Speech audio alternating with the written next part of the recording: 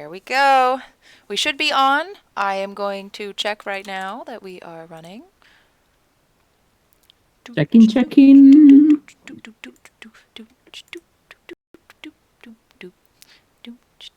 Yep, got Twitch is up and running.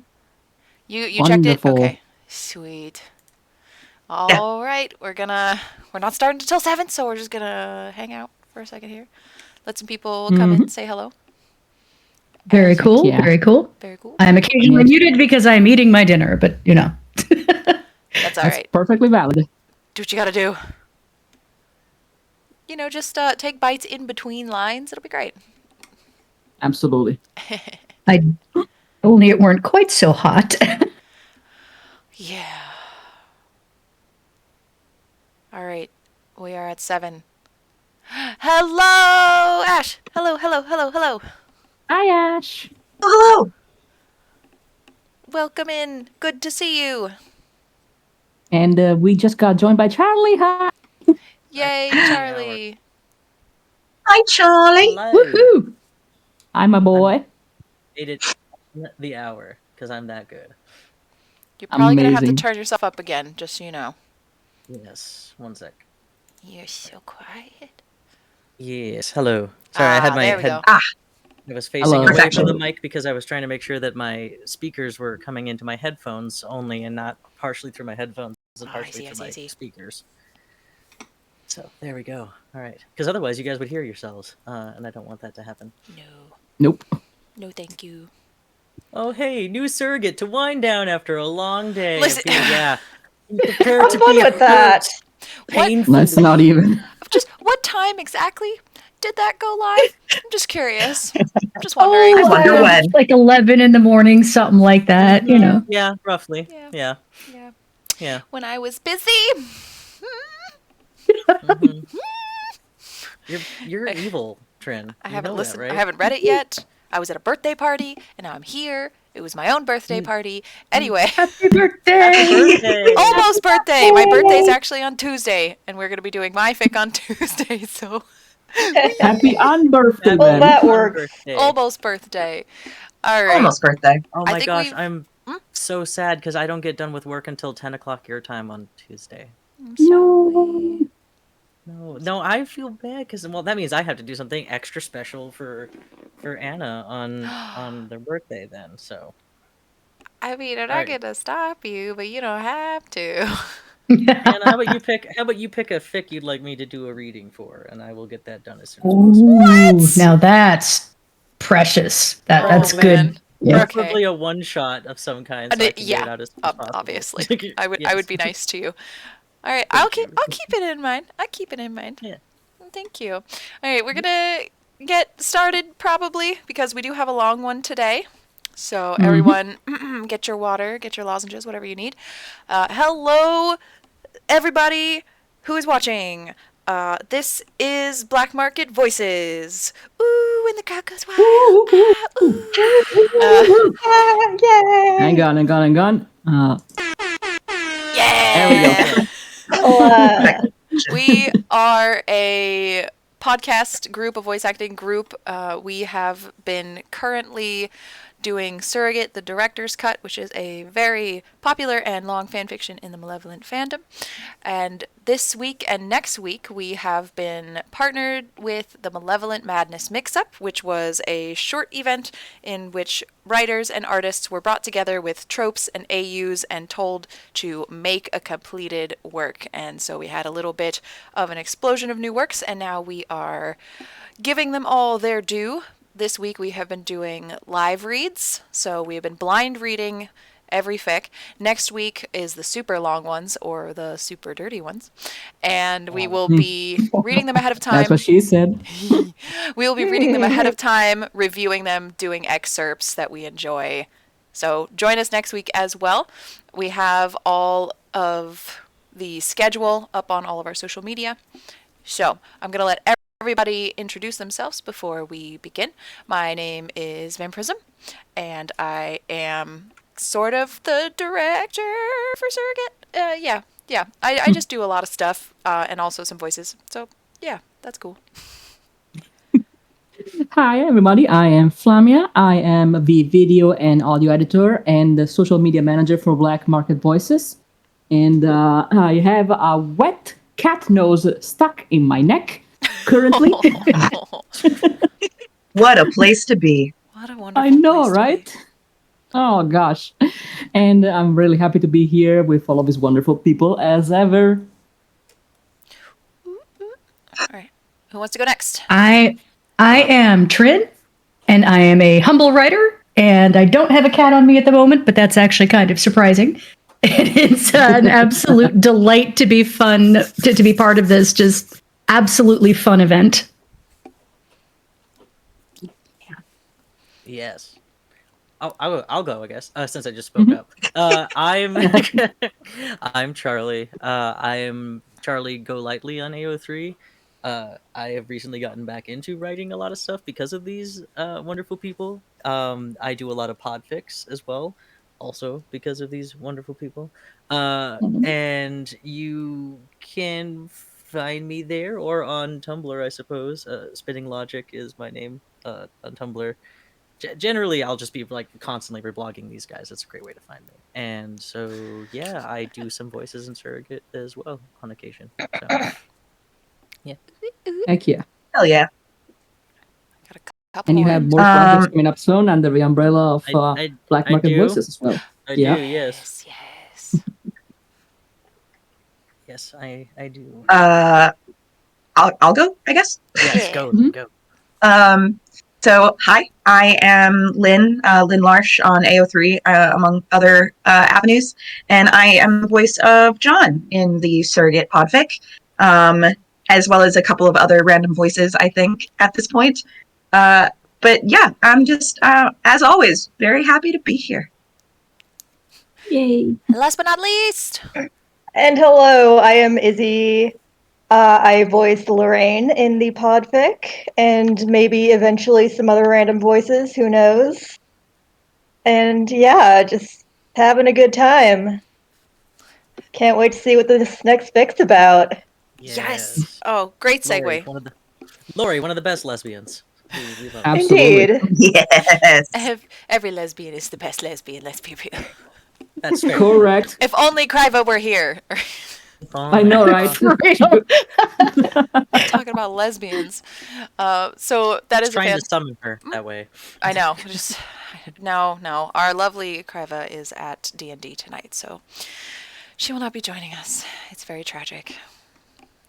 Maybe next week. Maybe next week. Probably next week. Hello, Knives. Welcome Hi, back. Knives. Hi, babe. All right, so great segue about what we are going to be reading tonight. We have one fic tonight. I am going to hit you with this word count. It is 20,000 words, so we've got our work cut out for us tonight. Oof. We are going to have a bio break in the middle somewhere around 8:30. Might be a little bit in either direction, but we will find out. And today, if someone could drop the link in the chat, please, for me. I gotcha. Fight for it. Fast as possible. Who does it first? Sorry. But what There we we go. have today, I Aw, will you switch beat me us by to a our... second. Oh, I'll switch us to our live read page. We are reading And in Blood is Born Anew. Unfortunately, Seer of Time could not be with us tonight, but we do have Ash Enby who did the art for this one, so that will be very exciting. I will let you know ahead of time that the trope and AU for this, which I am so excited about, is Vampire Werewolf and Can't Stop Running Into Each Other. So Just glorious. so good. As a reminder, That's an none of us amazing have read combo. this. We are reading this entirely blind. So Yeah, but you had me at all of that. I Yes, you know. did. When this was spun, I was like, You yes, had me at yes, the trope yes. is. That's so good. All right, so we sort of kind of pre-picked voices, but let's verify the voices that we have for this tonight is going to be... Where did I say? Where did I put it? Oh my god, there it is. Arthur, John, Oscar, and Parker, and a narrator are going to be our major voices, and then we have 3 minor voices, which at the time, someone just jump in and do them. I think they're all masculine voices, but who cares? Do whatever you want. Yeah. So, All right. who claimed already? I know there were some claims. I'm happy to do Oscar. I've Scrooge McDuck it up. Let's go. Hi. Hell yeah. Look, Arthur. Me gold. Stop. Oh my god. Okay. We have an Oscar. Who else we got? Perfect. I think I was gonna do Parker since Yes, I have do not done a Parker. Parker in Sweet, these sweet, libraries sweet. yet. I shake you. Do it. Absolutely. All right, right. Flamia. I'm down for John or Arthur. I don't care. I've done both at this point, so. I haven't done a John, but neither has dear sweet baby Anna, and I it's have Anna's not. birthday soon, so Anna gets the call first. But we do need a narrator, so that's an important one because there's always a lot of narration. Is there anyone who wants to do that? I can go for narrator if you like. Okay, sounds good. Do you want to be my Arthur, Lynn? I would love to be your Arthur. Nah, You already are. Let's be real. adorable. Okay, just because I can't tell the difference between my left and my right sometimes, you gotta give me a break, man. All right, so And that you makes fall down a me lot of holes. so. John. I don't have a low Yeah. enough voice, but it's the inflection that counts. It's the inflection that counts, and the- making sure you Absolutely. say sorry in a boot. Sorry, Indeed. Arthur. Oh, We you got did it. We could do it. It's fine. All right, is everyone Jesus fucking prepared to Christ, get Arthur. started? Perfect. Because we're gonna need every minute we can Yes, get. and also I want to say this.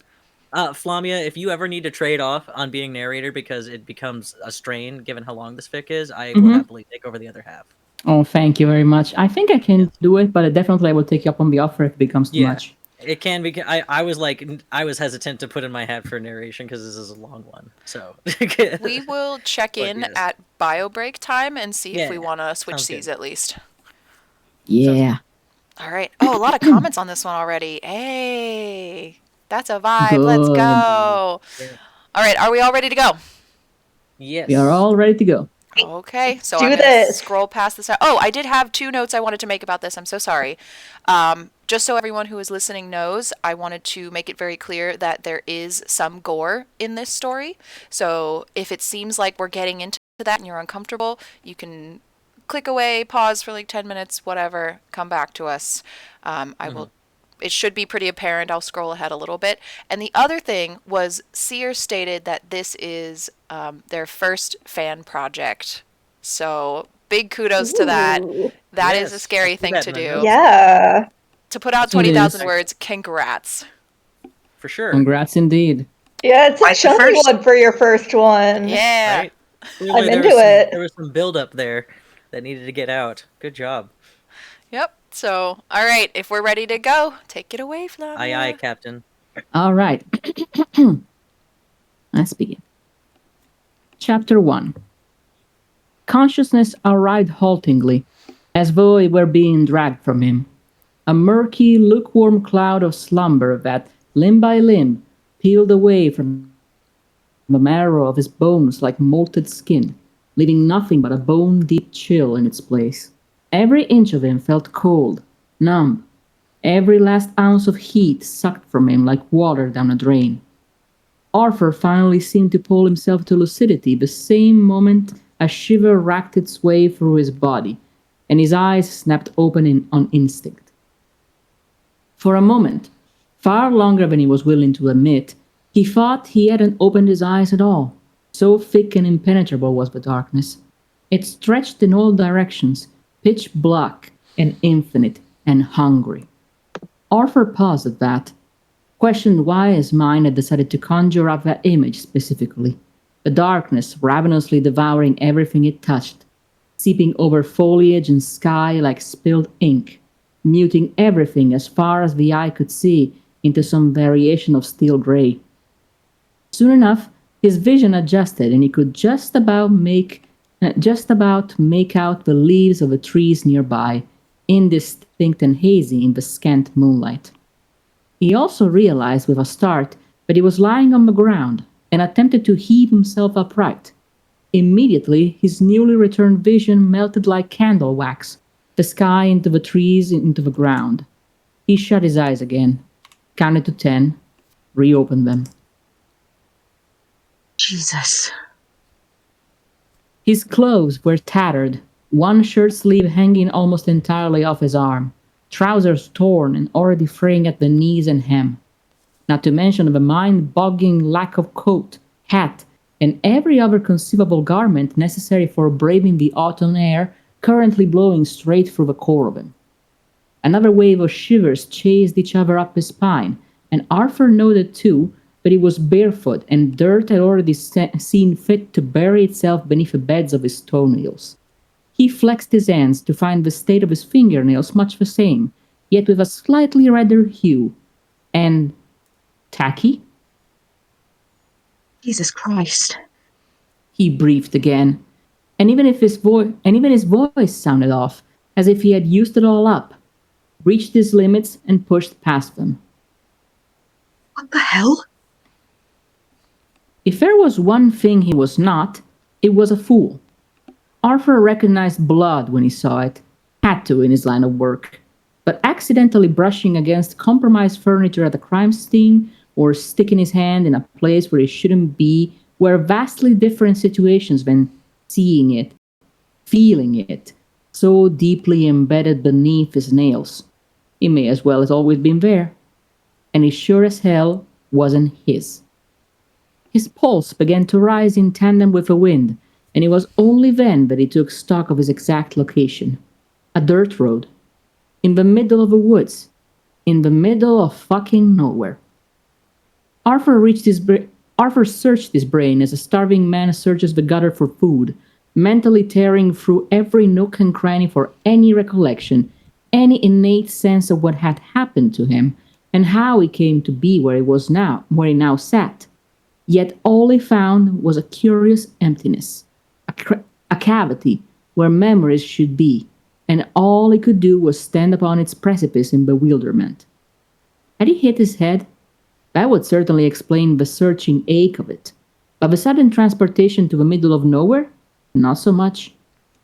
The last memory he could recall, more so a scrap than anything else, was his daughter's placid face as he had tucked her into bed for the night, brushing the wisps of blonde hair from her soft forehead. He remembered thinking that she was the most beautiful thing in all the world, had kissed her hair and pulled the cord of a lamp on her bedside table, plunging the room into gentle darkness. He vaguely recalled the sensation of slipping into his bed, of sleep-warm arms wrapping around his waist as Bella instinctively sought out his warmth. And that, after that, he must have fallen asleep, and somehow awoken in a nightmare. Oh. Hello? He coughed, a long rattling cough that startled him. Why was his voice so fucking frayed? Hello? Anyone? Can anyone hear me? The echo of his own pleas was the sole respondent, made all the more hollow on the wind. It smelled damp, a mixture of wet soil and iron and something acrid, like sulfur. Arthur didn't know what unnerved him more. What he did know was that the last thing he wanted was to be caught in a storm when he already couldn't tell up from down, in any sense of the phrase. At this point, it was best to pick a direction and start walking. Of course, one had to stand to walk. Arthur inhaled enough crisp air to fill his lungs, and fighting the urge to cough again, pushed himself unsteadily upon trembling legs. They buckled, and he hit the ground hard, a throbbing pain pulsating up the length of his right leg. Damn it. Arthur hissed, groping at the offending limb. His fingers touched the ragged edge of a cut. No, not a mere cut, but multiple deep puncture wounds carving their way through the tender flesh of his shin. They bled sluggishly, burning white-hot as though furious he hadn't noticed. Had he been attacked? And if so, by what? This in no way looked like the work of some scoundrel with a knife. An animal, perhaps? But surely that explanation made even less sense. He had been home, for God's sake. Wild beasts don't simply break down doors and rob sleeping men from their own beds. Or did they? It was at that precise moment a howl sliced through the air as a blade through cloth. Arthur couldn't quite put his finger on it, but it sounded sorrowful, near mournful. Another howl joined it, then another, and another. A whole chorus of languishing voices bleeding into each other, making the night feel colder and the moon dimmer. At the very least, they sounded far off. Relax, English. A voice. Well, actually, let's let Parker do this because he says it's a voice very much akin to Parker's. Relax, English. A voice very much akin to Parker's soothed in his head. One bite at a time. Oh, you did Just not. like Faust. Yes. Oh, that's sassy. Oh, man. That's fucking sassy. For the second time, Arthur stood, knees clattering together like a sorry excuse for a wind chime, air stinging his exposed wound. I like that. Fuck, his leg hurt. He carefully shifted his weight to the other for fear of collapsing again. Straining his eyes toward the horizon, he could barely make out the silhouette of a turret amid a sea of treetops, sharp and pointed against the great sky. Perhaps someone lived around these parts. After all, the road seemed functional enough, what with the impression of wheel tracks in the damp dirt, as though a carriage or cab had traveled along it that same day. A flicker of hope ignited somewhere in Arthur's chest. He wasn't lost. He just needed a lay of the land, as any investigator did when thrown somewhere utterly inexplicable. So, leaving a trail of crimson in his wake, he started walking. Pitch break. Pitch break. Pitch break. Oh man, it's all you, Flavia. Yep, almost. Just taking a little sip of water here. Good open though. I can't Oh, believe yeah. There is some phrasing in here I love. Okay, I literally Absolutely. cannot get over sorry excuse for a wind chime. That's really good. It I can't is. believe this is their first fan project that they've done. Like, Yeah. all right. Seriously, this is really some good. talent. Yeah. Good. So, Arthur had read fairy tales to Pharaoh ever since she was born. Stories of daring knights on horseback, and mermaids in sparkling coves, and fair maidens who tamed unicorns and dragons, all while falling in love and marrying the prince of their dreams. Pharaoh would squeal with excitement as Arthur narrated in a variety of voices and run her stubby fingers over the delicate painted illustration, her face bright with the wonder only childlike innocence could bring. Occasionally, she would fall head over heels in love with a particular story, and Arthur would read it every night for weeks on end. That is, until Pharaoh found another she liked much better. Because of this, Arthur had described his fair share of castles, great fortresses with twisting spires and portcullises and moats, castles fit for princesses and queens. Sorry, words are hard. But such sprawling scenes of grandeur had only ever existed in some disconnected part of his mind, so very far away from the hustle and bustle of Arkham. Now, he couldn't seem to consolidate the two. The castle, or a manor so large it very well could have been considered one, loomed above him with all the Gothic decadence of something straight from the silver screen, near anachronistic in its weathered bricks and black stonework, and not one, not two, but 4 turrets, which pierced the roiling crowds above as if daring whatever god resided there to strike them. Darkened windows peered out at the world like dozens of unblinking eyes, the spindly bow of trees reflected in their panes. Boughs? Did I pronounce it correctly? Boughs? I think it's boughs. Boughs, I think. Yeah, The it's spindly boughs. boughs of trees is reflected in their panes. Thank you. In fact, there didn't appear to be a single lighted window in the entire building, and Arthur paused to wonder if he had stumbled upon a ruin of some kind, a gem of structural artistry long since abandoned. Black birds, ravens perhaps, perched upon the iron finials of terraces, blending in so completely that Arthur momentarily mistook them for statues, until in a flurry of shrill cries, flock swooped low overhead, missing him by a hair's breadth, and vanishing into the equally black night. He wanted to turn back, wanted to change his mind and follow the path in the opposite direction. However, his legs was becoming stiffer by the minute, and the idea of standing, let alone retracing miles and miles of distance, made him want to find a tree to curl beneath and never take another step. Gritting his teeth, Arthur half climbed, half dragged himself up the stone steps to the massive double doors of the abode, pausing a moment at the top to catch his breath. He lifted his hand to the enormous brass knocker and drew it back. He wasn't used to this peculiar hesitancy that seemed to fit him like a glove 2 sizes too small. That's a nice metaphor. Parker had always been the guns blazing type. Shoot now, ask questions later. He wasn't one to hover around thresholds or anxiously await for fate to take him by the hand. Arthur certainly was known to be the more cautious of the two, yes, but neither did he allow fear to rule his life. He knocked. It was one of the weakest knocks he had ever done in his entire investigative career, one which, should he have heard it, undoubtedly would have sent Parker into a debilitating fit of hysterics. Arthur could practically hear the nickname already. Limp-armed Lester's on the case for the low price of 1 creepy manor. More than a little indignant, I love how she's writing this. It's great. Really It's funny. so good. It's really funny. Oh my gosh. There's such wit to this. This is really good. There is. Words good. We're We're good. Absolutely. Good job. More than a little indignant, he knocked harder, the thump of metal against wood reverberating throughout the building and off the trunks in the surrounding trees. It even sounded empty. Arthur waited. A few seconds passed. 30 seconds. A minute.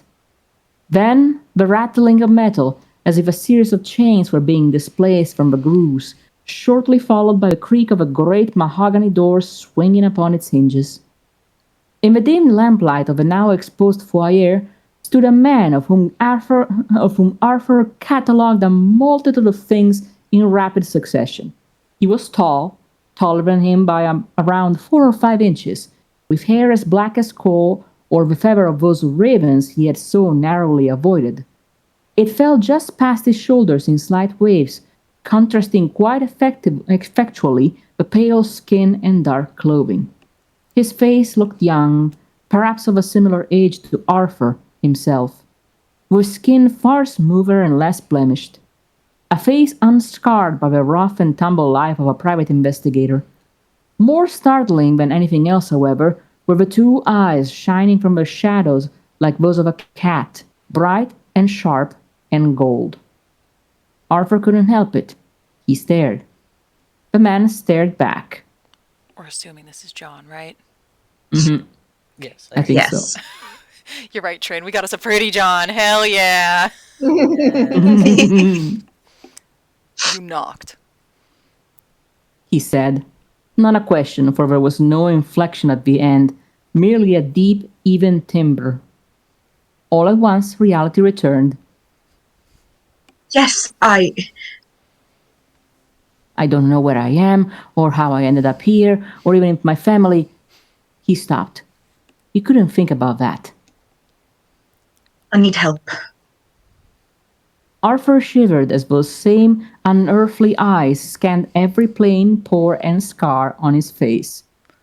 That's a really John thing to do, just It is. stare you into your soul. Unnerving. I don't take visitors. It's very much a John thing to do, that's for sure. The autistic stare. Yes. Yippee. Coded.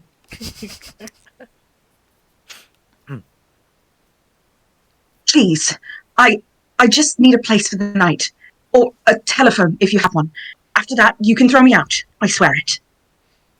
The man's eyes continued their goal in surveying every centimeter of Arthur's being, his torso, his legs. You're bleeding. Another statement. Arthur shifted his weight for what felt like the dozenth time. Yes. I don't quite remember when or how, but I seem to have injured it. He gave a sheepish chuckle. Sorry. Honestly, it looks worse than it feels. As he said this, Arthur tried to take a step nearer, only for his light leg to rescind any perceived obligations to keep his body upright. His knee buckled, and the all too familiar sight of the ground rushed to meet him. Yet, he never made it to destination. Strong arms caught him by the waist and around the shoulders, taking most of his weight off his legs and steadying him as much as possible without outright carrying him. Oh my. Ooh. Oh my. Spicy. Just immediately swoons in his presence. Would have been really funny if he dropped him, though. Oh, God. Catches him and It then would just be lets very him let him John, fall. I will say Yeah. that.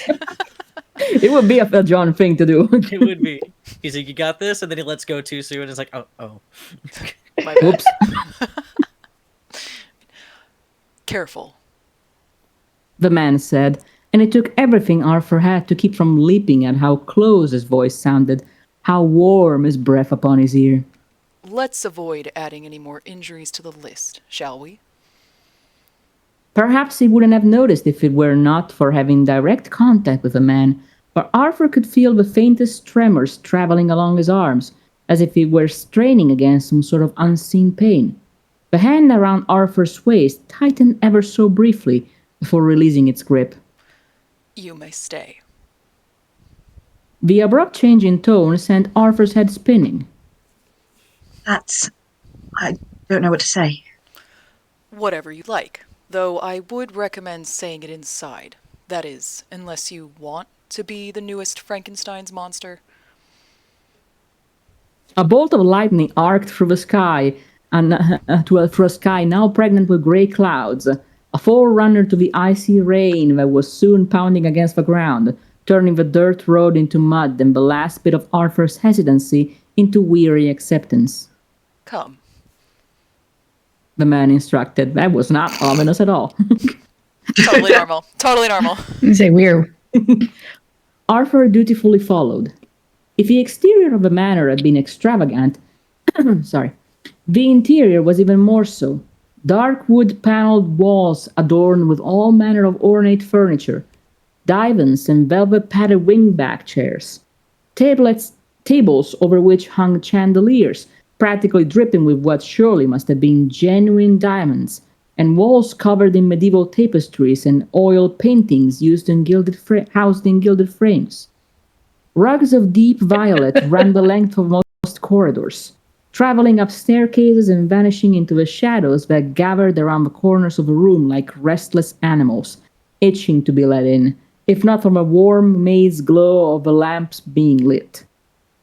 You can Arthur- take John from Astor, but you can't take the Astor from John. I know, So right? true. Bougie ass bitch. He's just a... He's so extra. Arthur was acutely aware of the stains he was leaving upon the otherwise immaculate floor, but any shame he might have felt was eclipsed by the molten ache of his leg. Perhaps the pain was evident on his face, for his companion mercifully circumvented the staircase in favor of one of the many doors on the first floor. Oh, what? You're not going to carry him upstairs? Nope. Oh, it's too bad. Damn. It opened to a bedroom, tastefully if eerily furnished to the same dark woods as everything else he had passed in the manor, with a large stone hearth, glass-topped tables, and a four-poster bed. Floor-to-ceiling bookcases crowded any remaining wall space, filled to the brim with what must have been hundreds of tomes, standing guards like sentries. Arthur ran a hand along them, leaving a pristine streak in the dust of their spines. They looked old too, weathered, as though they had been passed down for generations. I take it you like to read. What gave you that impression? Arthur huffed out a laugh. Well, not to blow my own trumpet, but I would be a rather piss-poor detective if I couldn't figure that out, especially after that Frankenstein comment. I remember studying Mary Shelley at university. Christ, that woman led a morbid life. You're a detective. Arthur shrugged. For the most part, private investigator is just lacking all the bells and whistles, but being self-employed has its perks. My partner and I actually run a firm in the city. Partner. He swallowed his heart back down as it threatened to clog his windpipe. I can't quite remember how I got here. Every time I try to think, it's like there's nothing there. It's all so blurred. Honestly, I feel like I've just stumbled out of a bar. Into the middle of the woods. Pardon? If the other man had heard Arthur's inquiry, he didn't acknowledge it. Silence quickly filled the room like a vacuum. Perhaps it was something in the air. Perhaps the late hour or the new environment, or even the ancient books at his fingertips. But Arthur felt a sudden chill race down his spine to the tips of his toes. Abruptly, he found himself extending a hand and willing it to remain steady. I don't believe I introduced myself properly. Arthur Lester, private investigator. And you are? The man eyed his hand, didn't take it. John Doe. He said at last. A false name. Sorry, name it given. gets me every time when he's just John like, yes, Smith. I am John You Doe. know thunder cracked after he said it too. Yeah! That's the right energy. Yeah, like Frau Blucher. Right. No, and when I was saying first, like the autistic stare is because this is coded as so autistic, Oh, and I it is. love it. It's so Perfect. John And so Doe. I love it. I love when John Doe is being autistic. Anyway, My favorite. a false name, a name given as a placeholder for corpses, a name spoken out of distrust. Arthur swallowed again. Well, I just want to thank you for letting me stay, Mr. Doe. If I were you, Mr. Lester, I would worry more about that wound on your leg than exchanging pleasantries. You're a long way from Arkham, and I highly doubt the creatures around here would show you a similar kindness. A distant howl rang liltingly over the mountains, muffled slightly by the stone walls. Arthur was 90% certain it wasn't the wind. Wolves, you mean? Another smile, barely imperceptible, danced upon John's lips, as though he were thinking of some particularly amusing inside joke. Good night, Mr. Lester. With that, he strode from the room, closing the door behind him, absolutely in no ominous way at all. Head whirling, Arthur practically floated through the remainder of the evening. He discovered, to his overwhelming relief, that the door adjacent to the bedroom was in fact a bathroom, complete with toilet, sink, and a claw-footed tub, which he soon filled. He shed his clothes with some difficulty, so caked with grime and mud as they were, and climbed carefully into the steaming water. The water struck his wound like the prick of 1,000 needles, and Arthur had to grit his teeth to keep from yelping. For the first time, he was able to get a proper look at it in the light. 2 semicircular rows of holes burrowed deep below his knee, still bleeding and tinging the water with a diluted copper. Arthur realized with a start that they looked nearly identical to teeth marks, massive teeth marks, stretching approximately the span of a human hand, a tattoo viciously embedded beneath his skin. And he still couldn't remember where he had come from. He was beginning to feel lightheaded. Something had happened to him. Something horrific. So why couldn't he remember it? He rinsed the dirt from his hair and body as best as he could, dressed in the clean clothes he'd found waiting out beside the tub, and thankfully discovered an ample supply of bandages in one of the cabinets, with which he wrapped his shin as best as he was able. First thing tomorrow morning, he was leaving this place. If he had been bitten by something, then there was no telling if the same had occurred to his family. He needed to get back. Arthur collapsed on the bed like a stone being dropped. God, it felt like he'd been on his feet for days. Years, maybe. He lay there, allowing the tide of exhaustion to dampen his swirling thoughts, and before long, the shade of his inner eyelids beckoned him into the tantalizing arms of slumber. Nice. All right. Good chapter 1. Very solid. Nice. Yeah. Good chapter 1 indeed. His family's fine, I'm sure. I'm sure I would be fine. more Oh, yeah. worried about rabies or tetanus, honestly. Honestly, he walked on that. Arthur continues to be absolutely insane. So Resilient. John Doe. John's like, oh yeah, that's a pretty awful wound. Well, good night. Good luck with that. But he left the clothes neatly folded for him. Like, how did he leave the clothes there, actually? Did we point that out? Yeah. They're just next to the bathtub all of a sudden. He snuck in. You know. Interesting. It's like, yeah, there you go. Secret passage. I'll leave it that or John has a lot of overnight guests who only need one change of clothes. Interesting. Chapter 2. Arthur woke up screaming. It wasn't a new experience, far from it. The number of times he accidentally awoke Bella with a bout of night terrors bordered unpredictable.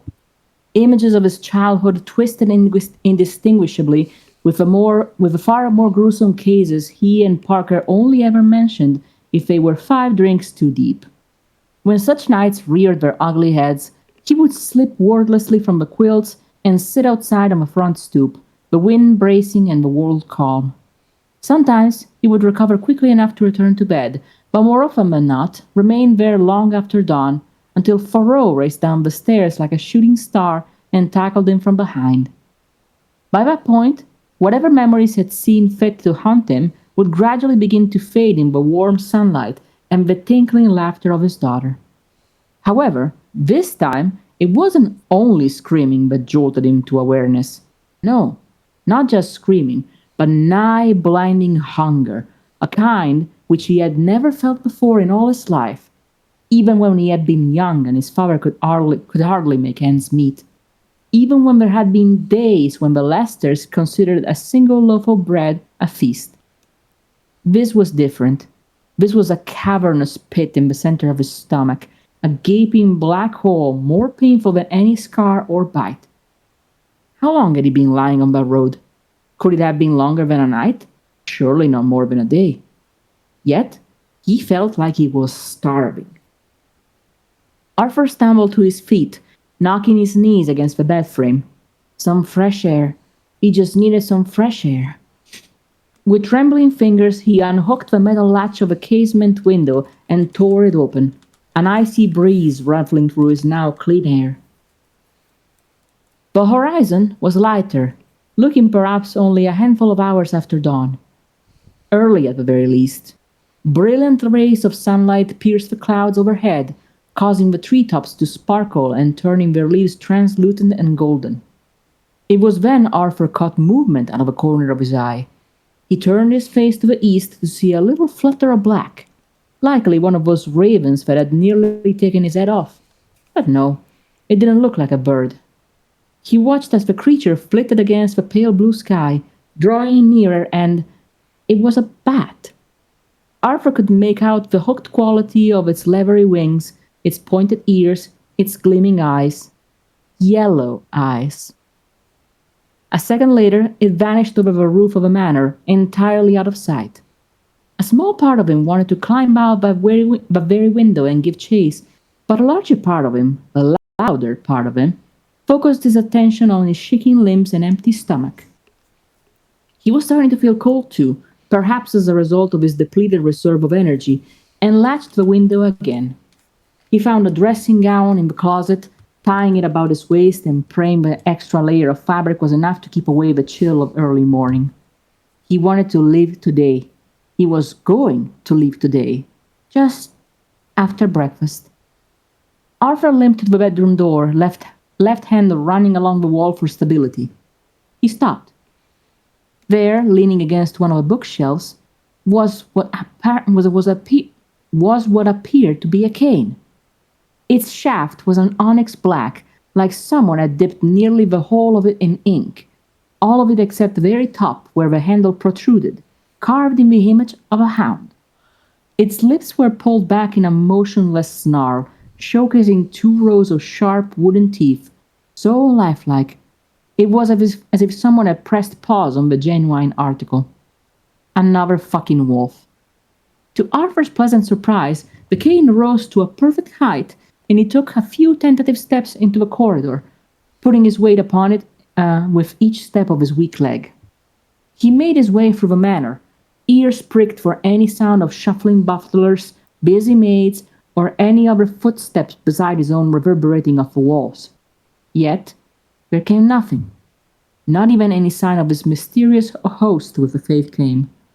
His aimless path eventually led him not to a kitchen, but to a room with an enormous chandelier in the very center of the ceiling, below which stood a grand piano surrounded about by chaise longues. Arthur approached the instrument, propping his cane against a nearby chair, and sat on a bench. The monochrome keys shimmered as he lifted the fullboard, greeting him like 88 old and loyal friends. He felt nervous for some inexplicable reason, and it took a few deep breaths for him not to work up a courage to touch middle C.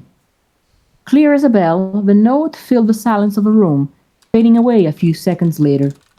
He chased its echo with more, he chased its echo with more, fingers fitting into the positions they had done for years, gliding effortlessly over the keys as though dancing on air. His eyes fluttered shut as the melody poured from him like a current no longer impeded, like electricity released from a filament of a light bulb. For a time he could almost forget where he sat, could ignore the towering walls and the bizarre furnishings and the dull ache of his leg. He could allow the anxious fluttering of his pulse to decrease and imagine in its place the footwork of hundreds of dancers, all happily twirling to music only he could weave, coattails and gowns gently rustling against the floor. It was a level of cognizance impossible to replicate by any drink or kiss or anything in between, and he realized for the first time all night he felt like himself. Here, in spirit shook the cobwebs from itself. Here, his spirit shook the cobwebs from itself. Here, in this little bubble of wood and ivory, he felt at peace. Like a storm receding, the notes trickled to a halt and ultimately to silence. I didn't know you could play. Arthur leapt to his feet like he was the child with his hand caught in the cookie jar, his thighs knocking the bench into the floor with an ear-splitting clatter. Jesus. He fumbled with the bench. Sorry, I didn't see anyone. Arthur had no idea what he had been about to say, for as he turned around, all words unraveled at the seams. Just as the day previous, the man was shrouded in dark fabrics, save for a white dress shirt with a freshly starched collar. His hair was pulled back this time, a few rebellious strands dangling over ears, and Arthur now only realized were the tiniest bit pointed. Ooh, we got pointed ears. John, yes! Yes. And he's dressed like a romance novel, like love interest. I said, Ready to Goddamn right. Fabio, eat your heart out. It Absolutely. immediately made me think Yes. of the Dracula from the Van Helsing movie. Yes. Yeah, because he always had his hair up in that ponytail. Oh god, now I cannot see as anything else. God. It's okay, because that Oh, guy's these hot. references are gold. Yeah, they're really good. Really? Unintended. Very good. Teehee. Tee indeed. Alright, where were I? It's me. Okay, yeah. I shouldn't have frightened you. John said apologetically. You truly play beautifully. Arthur waved the compliment away along with his whirling thoughts. I'm nothing special. Took classes in secondary school and never quite gave it up. I suppose I composed a few songs for the radio in the past, but haven't had a lot of time to practice with cases and such. I'm fairly rusty, all things considered. John shrugged. I hardly noticed. There was an odd sort of scent about him, akin to petrichor or pine, the scent of the air on a clear day. Arthur hesitated. He rarely found himself as a guest in other people's houses, notwithstanding the dead ones, and even then, well, he knew no one hired him for his condolences. What was appropriate to ask? How far of a line was too far to cross? He nudged. Were you out this morning? What had once been a mildly amicable expression all but dissolved into a frown. John's voice lowered in tandem. Why? I didn't see anyone around, remember? Forgive me for being a little on edge, waking up alone in a place I don't live. You didn't sleep well? Define well. John's eyes softened, and Arthur wasn't sure if the pity was better or worse than the suspicion. Just pain, you know? And I haven't eaten in God knows how long, so I was feeling a bit peckish. John was quiet after that. I also want to thank you for the cane, I mean. I assume that was your doing? The man shook his head like his mind had been elsewhere. Yes. Found it lying around and thought you could use it more than me. So I snuck into your room in the middle of the night. Totally normal. Totally normal. A very normal thing to do. Don't worry about it. Yeah. We're all Just like so how normal I snuck here. into the bathroom while you were bathing and left clothes for you while you were Oh my God. This is how Yeah. humans interact, right? This is how Yep. humans interact. Normal, Sorry, casual. sorry, Arthur, I'm normal. Pay no attention to the literary reference that this cane makes.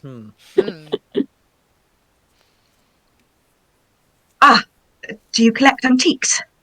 No. Sorry.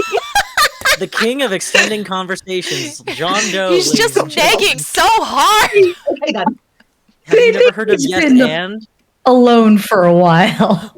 Oh my This god. man would get the improv class.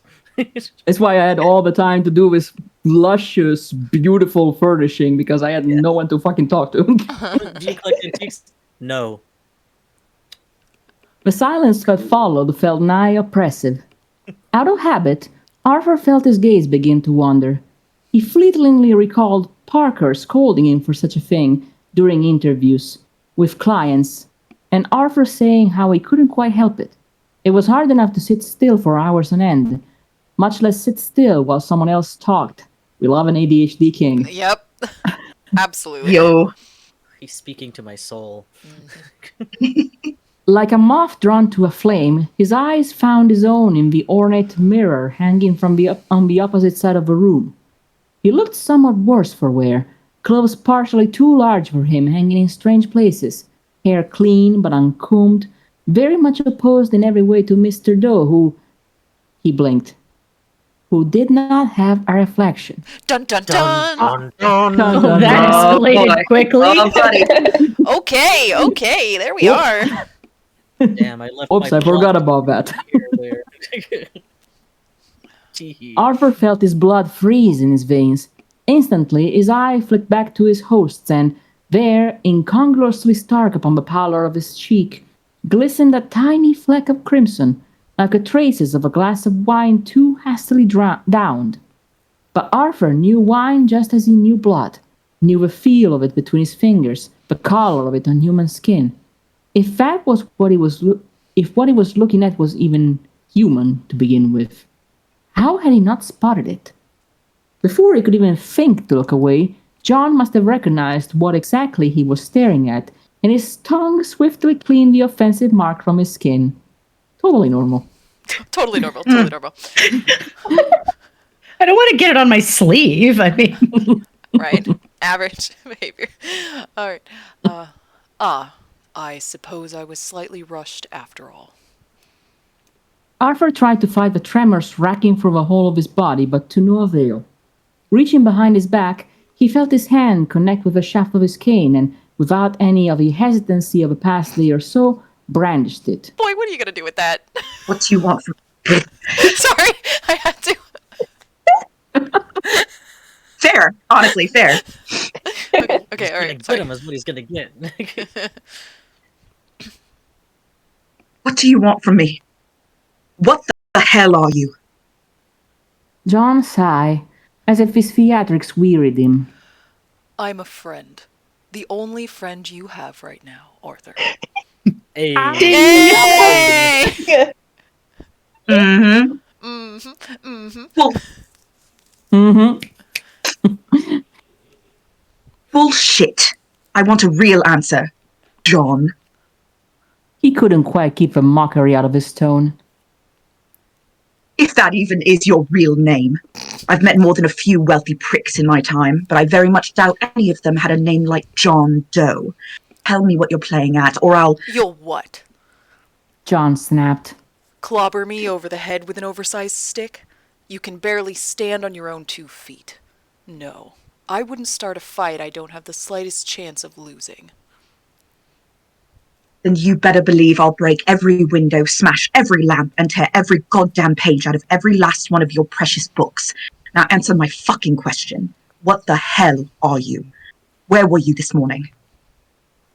I love how his go-to reaction is, yeah, I'm gonna throw a fucking tantrum I'm because gonna destroy all your shit! I'm gonna throw Well, a tantrum, remember, and then I'm Arthur- gonna kill you, and then myself. Yeah, Arthur has Guys. 2 phases. It's either Yep. my wits cannot be matched or violence. That's pretty much it. rabbit ferret. He is a rabbit Yes. ferret at all times. I love him. Really quick, guys, I apologize. I have to go away for 1 second. I'll be right back. We will no pause for a problem. moment. We'll pause. Yes. Yeah, let's go. I love Arthur. Oh man, shit's early. All right. Yeah, let's talk for a second about this. This is very classic. It I is. do. Yeah. I love the Yeah. references. Like, I mean, Mhm. the fact that she described the Wolf's Head cane from the 1940s, Lon Chaney Jr. Wolfman movie. Just Yeah. the moment it was described, I'm like, that's it, my childhood. There it is. This shows love and dedication to the themes, which is wonderful. Mhm. Yes. The style is so Even- gothic. I really like Even a it. little hint of that the Van Helsing Dracula scene with the dancing. And Yeah. ballroom. I'm glad she went with that. Yes, I mean, she could have gone, Bela Lugosi, but I think this works better. I agree. Yes. And Izzy said it right. Incredible Arthur has read Frankenstein, but not Dracula. Yeah, like how obvious. We love started ourselves a weird reading it. little idiot. I don't. I love the idea that he started reading it and then he was like, "Ugh, this guy's just going on about train schedules and paprika recipes." Closes it, doesn't finish reading. I mean, he read Dracula because he was in school and they read Dracula. That was. Or he read Frankenstein because it was in school, like it was an assigned reading. So otherwise, he doesn't seem like he goes out of his way to read, gothic horror at all. Yeah. That's the only reason why he even knew that reference. He's like, haha, I get that reference because I took a class. And he's like, yeah, it's not because it's like, a famous book or anything. Cool. Good for you and your education, I guess. Whoop, Welcome whoop. back. Oh, Well, We finished the fic while you were gone. Sorry. no, he Tracks. Oh my just god. went light speed. Okay. John half shrugged again. A languid, unaffected roll of his shoulders, black fabric rippling like shadows. If you must know, I was having a well-earned meal at the corner of... Oh, where was it again? East Church and Ashbury Street? Lovely woman, too. Didn't make so much as a whimper. He grinned then, red gums pulling back to show a sliver of sharp alabaster teeth. They were stained. Arthur could hardly hear himself breathe. His lungs seemed to be deflating, holes poked in them like popped balloons. You were in Arkham? She fainted right when I caught her. John continued easily, as though he were describing something mundane like the weather or the migration of swallows. I don't think I've ever tasted blood quite so sweet. Arthur's arm had begun to shake from where he held his cane extended, his mind a kaleidoscope of teeth and bats and yellow eyes and red. Of sitting in his dorm at university, flipping through textbooks of mythologies and folklore, laughing to himself about how anybody could have believed such nonsense at one point in time. So he did read Dracula, okay. Guess so. He Arthur skimmed felt it. 5... Yeah. Arthur felt 5 years old again, out only without a mother to brush his hair aside and whisper how everything would be all right. You're a monster. John's eyes immediately hardened. That's rich coming from you. I'm as much of a monster as you are. What are you talking about? I'm an investigator. I save people. I'm nothing like you. John laughed at that, an unpleasant bark of a laugh.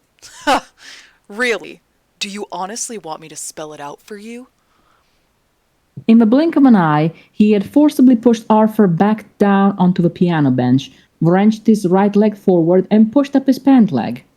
Oh, we're going there, huh? Ooh, ooh, ooh. Yeah. Going for it. Oh, Mr. Doe. Go forward. Why are you wearing pantyhose? Sorry. I like the way it feels. Good for him. Oh, wrong fiction. His found a puncture wound and beneath layers of bandages and pressed.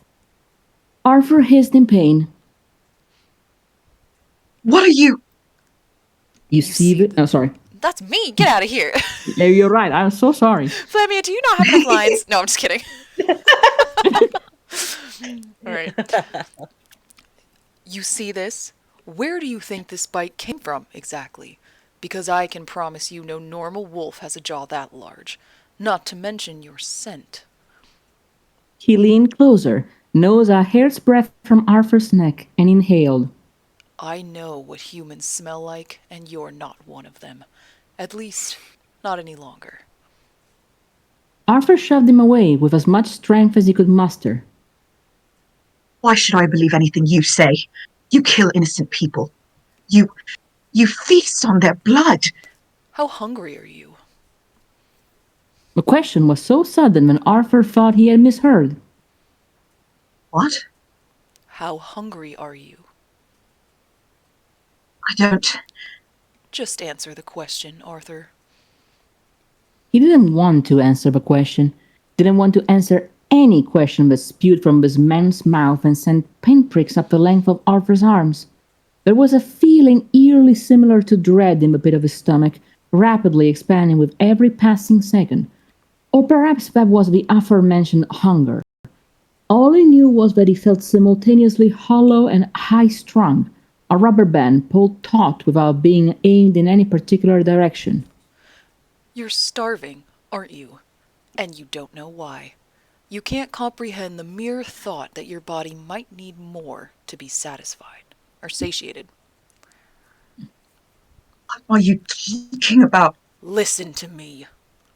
John growled, and the sound echoed through the room like rumbling of thunder. You came here with no memory of how you got here. You don't know why you were attacked, or what you were doing last, and you have a werewolf bite on your fucking leg. You're a detective. Put the fucking pieces together. And we're gonna pause! Because we have Yeah. art! Time. Scroll Oh, out, scroll out. Oh, Oh, that man. pose. Ta-da! Ooh. Woo! Spicy. Oh my Spicy god. Showing that leg. You know, Leggy! I was half. Listen, I was half Leg it joking down. when I was saying, "Oh, you're being so forward," but he's being very forward. Very forward. Love that like full body lean into Arthur there between his legs. Oh yeah. You know, I was joking about the hose, but he sure looks like he's posing for wearing it. Put that on a pin This is up. like a Lion Decker style pose right here. This Yeah. is some Selling pin-up, some man. Oh gosh, Selling socks I'm and old, so nothing else. he's got legs. He's got legs. Pretty John. Pretty John. Sexy and tense. So pretty. You got pretty And John has a sort of bat-like kind of quality to him too. a He little does. bit. It's in Yeah. the eyebrows. Yeah. Yeah, it's in the eyebrows. Gotta love those eyebrows. Pointy ears. Arthur's got Yes. the next scar. I Oh, wonder put where the that fucking came pieces together. Put the fucking pieces together in pretty font. I don't know why that's cracking me up, but it's fantastic. from. I Great. think if you put fuck anything like in pretty font, like, it's like fancy font. hilarious. Yes, I really like it. I like the lighting in this too. It's good. Yeah. You know what this reminds me of? It reminds me of one of those like Victorian postcards for Christmas when they were just starting out and they have absolutely no idea what to put on there. Yes. And the contrast of the pretty font and the words is doing the same thing for me. I love it. Yes. Yes, because Yes. they were like, Christmas is now vaguely becoming popular again because of Charles Dickens's novel about not being greedy. So here's a picture of two people making out on a piano bench. Merry Christmas. Here's a Merry random Christmas. snow monster with a naked monkey riding it. Merry Christmas. Merry Christmas. Here's My a picture partner- of a fox killing a bird. Merry Christmas. Merry Christmas. My partner used the creepy snow monster image for selling Christmas, like for giving out Christmas cookies this year. Like use that on. That's thing. perfect. Oh, Nice. That thing is so Seasons, horrifying. I seasons. love it. the Seasons Greasons one, and just was like, "Here you go, Happy Christmas, everyone." Good stuff. Oh, yeah, this is really good. We're gonna pull up Thoroughly all the enjoyed it. art at the end as well as we Mhm. do our Absolutely. reviewing. But that little blood like pool on the ground with the light and the shinies, Yes. it's good. And how it looks like his fingers are like really digging in there too for the green to Yeah. get the blood. Mm-hmm. Really nicely done. Good job, Ash and B. All right, we are. Hold on, I have to Can scroll you hear back in, Careless everybody. whisper playing in the background? Oh Jesus Christ, where did it go? Hold on, I lost everything. There we are. Okay, I believe It's okay, I got it. you got this. My There we stream is being crazy. All right, here we go. Got it. I'm ready. Arthur's lungs finally burst, and no matter how much air he exhaled, he couldn't seem to get any more back in. The edges of his vision were beginning to blur like a burning photograph, hands trembling as though every nerve ending within him possessed a mind of its own. He was cold, yet sweating, standing, yet floating far, far away. Breathe, Arthur. He couldn't. He was trying. His head was spinning, thoughts twisting and roiling, bloody memories flashing through his mind at the pace of a detached train car. He remembered the feeling of jagged teeth sinking into flesh, pain seeming to shoot through the tender muscles of his leg into his very bones. He remembered hearing screaming, a woman screaming, a child screaming. Oh no. He had reached for his revolver in one of the drawers by his bed. Then everything had gone black. Arthur, fucking breathe. No, he I wasn't. wanted you upset. I didn't want you to die. No, he wasn't. He couldn't be. He refused to believe this was happening to him. This wasn't a storybook, for Christ's sake. This was real life. Real people didn't just get bitten by werewolves and told that they... Arthur! The rubber band snapped, and he was tugged back, wheezing oxygen into his ruined lungs. John's hands were gripping him by the forearms, holding him upright while his body valiantly attempted to shake off his every limb. He yanked himself free again. He needed to get out of here, needed to run in the opposite direction of this manor until he woke up. Yes, that's what this was. A dream. One long, fantastical, revolting nightmare. He just needed to wake up from it. Which is why Arthur didn't quite catch whatever John said next, but bolted as fast as he could, cane in hand, through the music room, the winding corridors, the foyer, until he reached the front double doors once more. He knew this was a bad idea, that if he truly wanted to find his way back through the woods, he would need a guide. But he could no longer look John in the eye without feeling sick to his stomach. If he had made it this far, surely he could make it back. He had to believe he could. You're going to get yourself killed, you know. Arthur laughed. You'd hate that, wouldn't you? Not being the one to do it. I don't kill people. No? Sorry. I guess the whole draining human blood thing threw me off. John made that growl-like sound again in the back of his throat. Whatever you think you're returning to isn't going to be there. And even if it is, what makes you so sure you can just go back to your old life? Arthur didn't say anything, certain that doing so would be admitting defeat. The man didn't know him. He had no right to offer advice. He pushed open the door. Indoors. Sunlight lit the tiles of the threshold, warming Arthur's face and fanning the little spark of hope deep in his chest. The sky was blue, the wind calm. Things would be all right. They had to be. Stay the hell away from me. You got that, John Doe? Arthur didn't bother waiting for a response. Chapter 3. Like, bitch, you came to my house. Attention! Oh, this is fantastic. I'm so nervous about, Yeah. happily married Arthur with his little baby daughter whom he loves so much, Mm-hmm. and then having terrible dreams about a woman and a child screaming. Don't care for that. Yeah, well, Don't like that's what that. it was. Don't A like dream. that. Mm-hmm. At least it wasn't like any of the Yeah. sounds of a bathtub going or anything like that. I'm sure it couldn't be nearly as bad as that, right, guys? God. I'm sure Let's it's just fine. all hope that it was the intruder who did it and not him. I hope, because if it was otherwise, I mean, I mean, know. if we are going pure werewolf, I was that just is going to that is say, the thing, is they go after the it people is. they love first. It is that like sticking, and they've been doing so, and she's been doing so many other accurate references to the literature. So Uh-huh. I'm deeply terrified, Yeah. and it would be very much in vogue for Arthur to do something like that, because he hasn't suffered enough clearly yet. Never. You're so funny, Ash and B. You're so funny. So funny. So funny. All right, we're gonna keep going because we're definitely gonna run Alright. over today, as long as everyone's in for that. But You were fine. Absolutely. yeah. All right. Chapter 3. It must have been a good 8 or 9 hours before Arthur decided that a break would do him some good. Damn, boy, he walked for 8 hours. Holy shit. The sun hung far lower in the sky by now, edging towards the horizon far, far too fast. His feet had begun to blister, and his wounded leg had reached so far beyond any reasonable amount of pain that saying his pace was glacial may very well have been an understatement. The trees seemed to enclose him on all sides, less menacing in the light of day, but imposing all the same.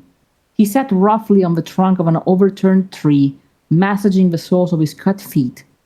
If he hadn't before, he definitely regretted not stealing a pair of shoes from one of the closets in the manor. Wait, he went out without shoes? Yeah. Oh my god. Oh my god.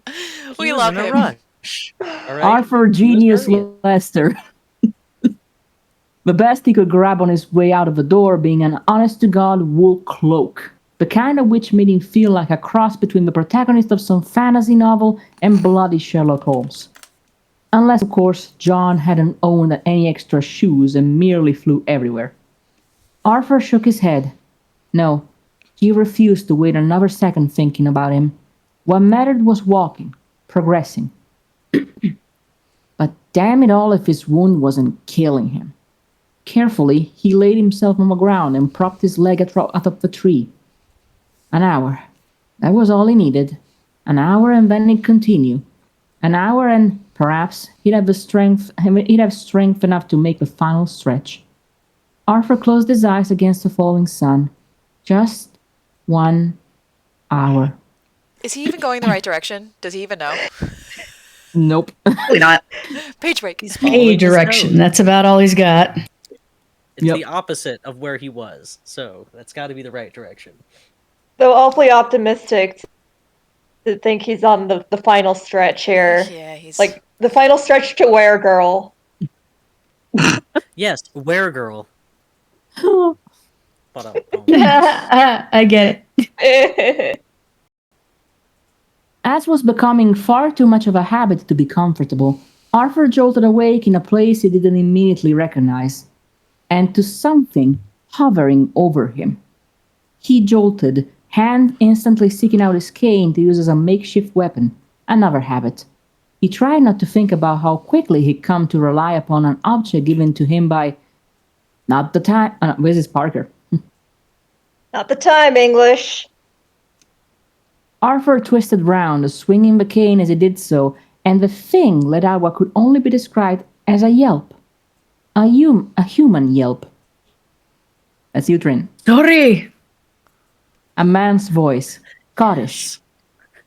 I don't mean any harm. I'm not used to running into anyone out here, and you looked like, well, for a moment I thought you might be dead. Slowly, Arthur's heart rate evened and his vision clarified. The man was dressed modestly in slack and a dark grey jacket, somehow looking more idiosyncratic in the current woodland surroundings than Arthur felt with his bare feet and casual wear.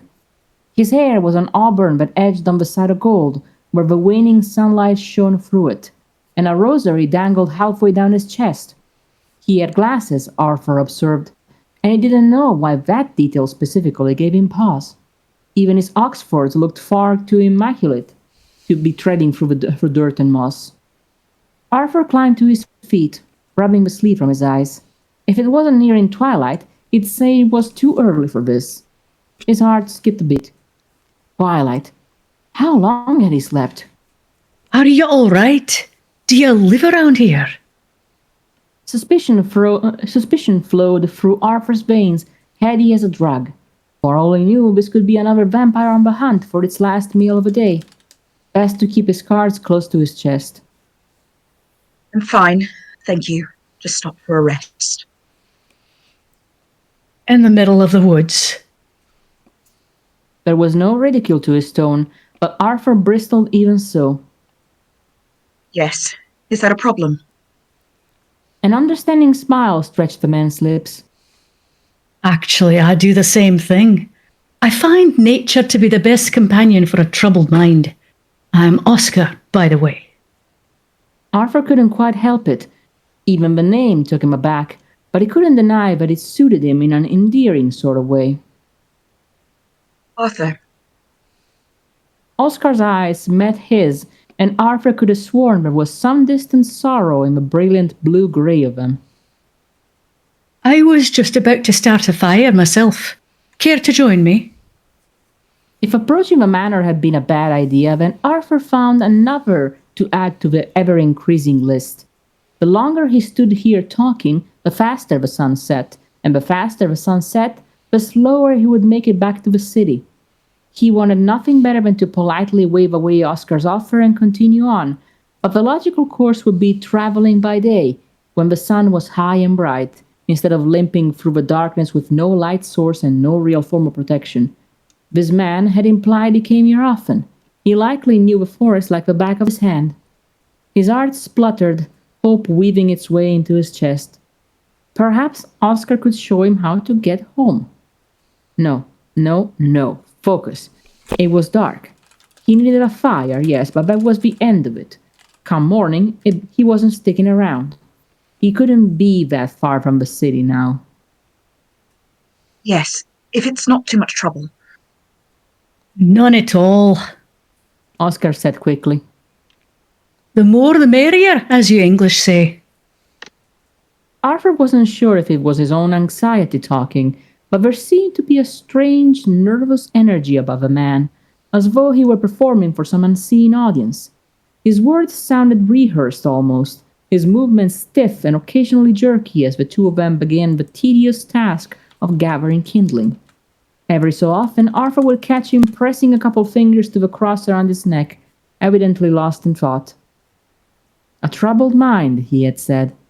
Perhaps that explained the rampant restlessness rolling off of him in waves. I couldn't help but notice your accent. Are you visiting Arkham, or... Oh, no. I live there. I'm a clergyman at one of the local churches. Och. Sorry, I couldn't help it. It's perfect. I love it. Arthur knew churches less than he knew forests. Pardon me for saying so, but you don't... well... I dinna look like a clergyman. No, not really. Sorry. It's perfect. It's perfect, but he is turning into Scrooge McDuck in my head, and it's perfect. Stop. So good. You're fucking killing me. Oscar laughed again. Sorry. Hi. Mom, that was great. Contagious.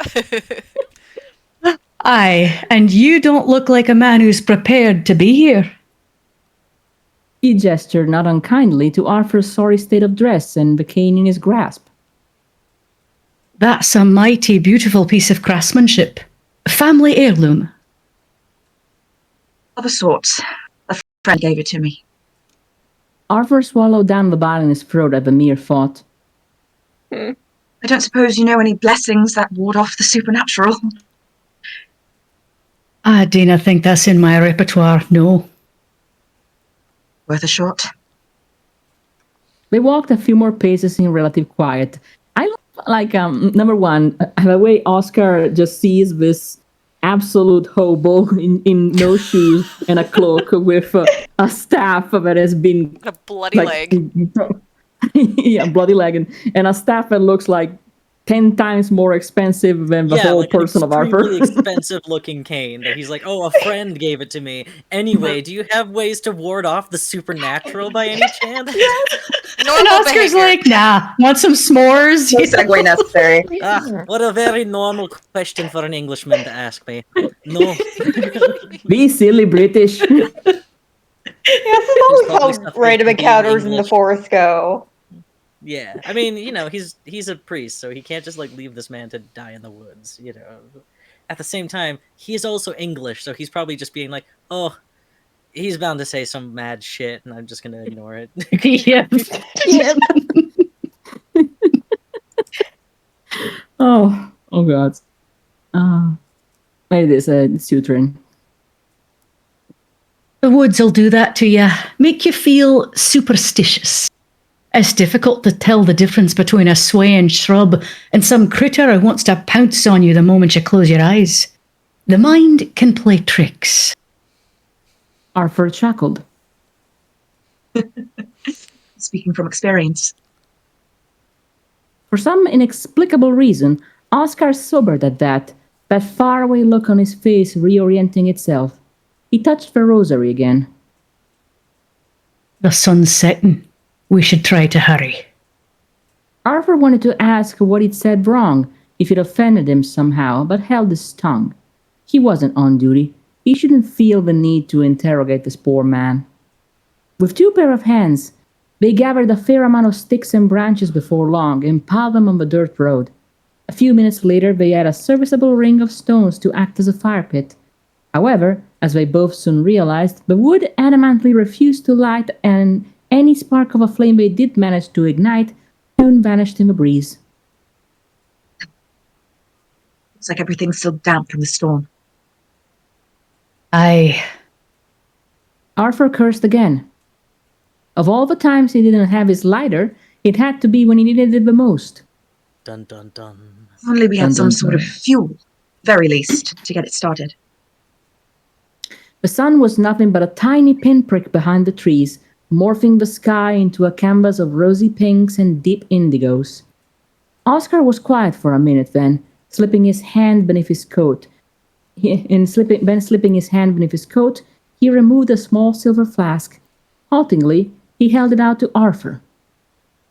I take it alcohol would work. Arthur accepted the flask and, because he was just that curious, uncapped it. He sniffed. Whiskey. Wordlessly, he repositioned the driest sticks and branches they had found and began drilling one vertically against another, as he had learned to do in the boys' brigade. For a few seconds, the friction sparked a tiny flame, which Arthur quickly doused with the smallest amount of whiskey. The miniature blaze expanded, burning the dry wood and slowly chewing upon its damp brevin.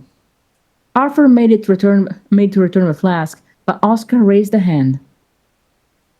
I'd rather you put it to good use, please. So he did. Slowly but surely, he watched the fire grow into a substantial size, feeding it wood and liquor as though it was an eager pet. The sky morphed into a deep purple, the sun barely peeking over the tree line. Why did you really come out here, Oscar? The man exhaled, breath mingling with the smoke. I don't know. I wasn't lying when I said that nature calms the mind, but I suppose I wasn't telling the whole truth either. I haven't been doing nearly as much as I should. People are relying on me. So many people, and they look at me as though I possess every answer under the heavens. He let out a sardonic sounding laugh. When all I know is the same as anybody else, that there is a plan in place, that the earth turns in God's timing, that one must be patient when awaiting answers. At times, I feel like such a fraud. I've made so many mistakes and I keep making them without end. He gestured to the flask sitting mostly empty at Arthur's side. I say I come here for spiritual reflection, for meditation, but that's not true. The moment I'm not needed at the chapel, I find the one place I know I can't be bothered and drink. Then I have the gall to drag myself back the next day when I knew I should be on my knees, asking, begging for his forgiveness, putting my weaknesses in his hands so they might be made strong. But how can I when I should know better? He clutched his rosary so tightly his knuckles turned white. I Dina deserve my position. FYI, that's my cat, sorry. I figured. I heard the. Yeah, we I can heard hear that. the meows in the No, no. background. If it helps, Trin, I had to mute myself because my cat was also screaming at me a few minutes earlier. So I was Oh, She won't let me catch her. Stop. kitty cameos. We We got love to see kitties. it. she had opinions about Oscar's alcoholism. Yep. She does. She wants in on it. He can do better, and just give it all to her. Okay, I got her. Yes. Good. Kittens. Kittens. You might hear mine later. We'll see. I just released mine, so he might start yelling too. Yay! Kitten party. The admission snuffed out the remainder of Arthur's distrust. This was just a man through and through. Just a man fleeing from his problems and seeking solace wherever he could.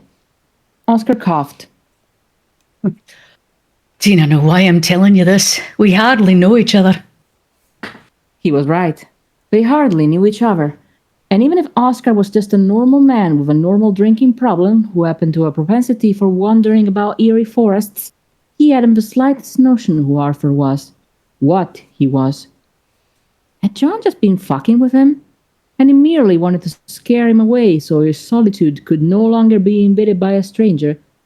No, that didn't explain his fury, nor the near animalistic hunger that continued to brew beneath the bones of Arthur's ribcage, biting and gnawing and tearing at his intestines with a ferocity unlike anything he'd ever felt before. If he listened close enough, he could have sworn even the rhythm of his pulse sounded different, something itching to be released if only beckoned. Arthur. His gaze met Oscar's, and suddenly he looked less like just a man, and so much more like an unguarded lamb, wide-eyed and oblivious before the slaughter. Something to sate the unrelenting ache in Arthur's stomach. He just needed something to eat. Then he could stop thinking about it.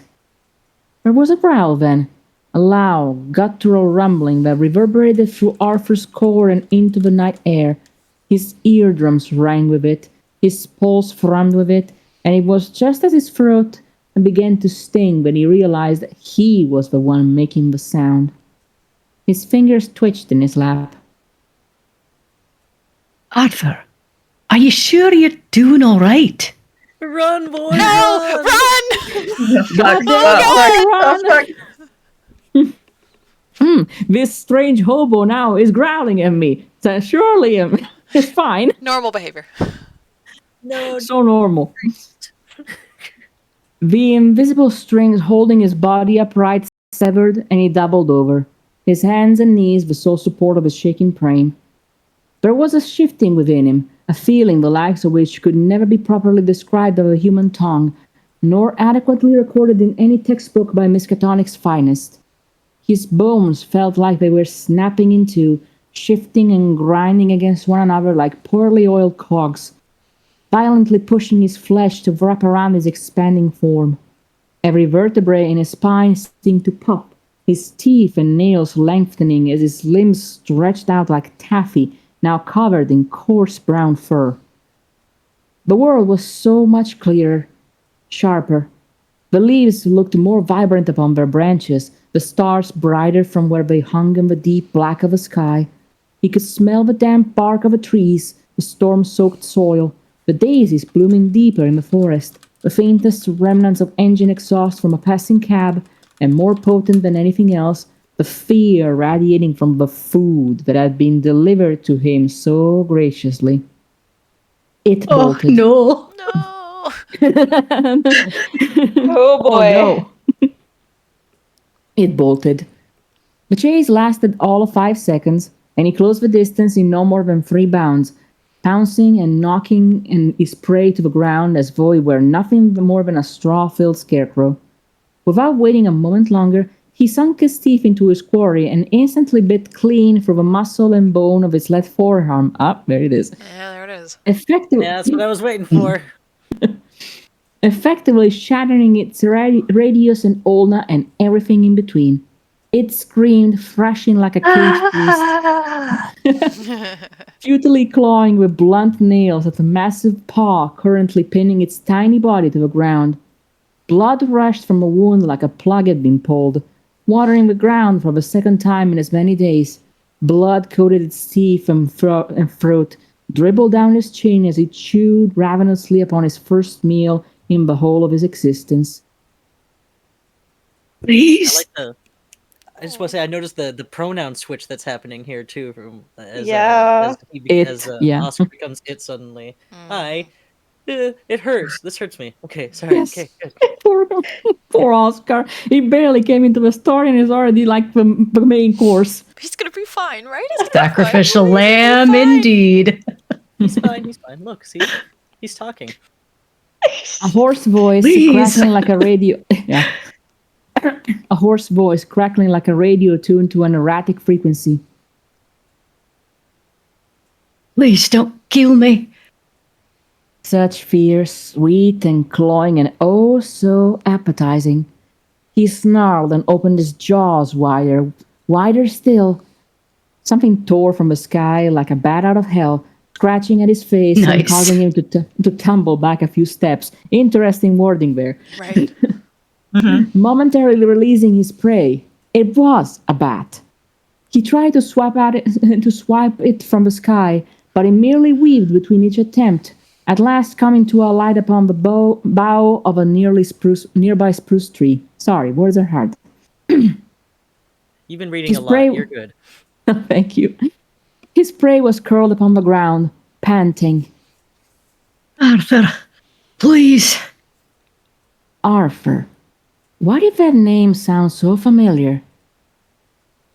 This isn't you. You don't have to do this. Pathetic, weak creature. You'd best listen to him, Mr. Lester.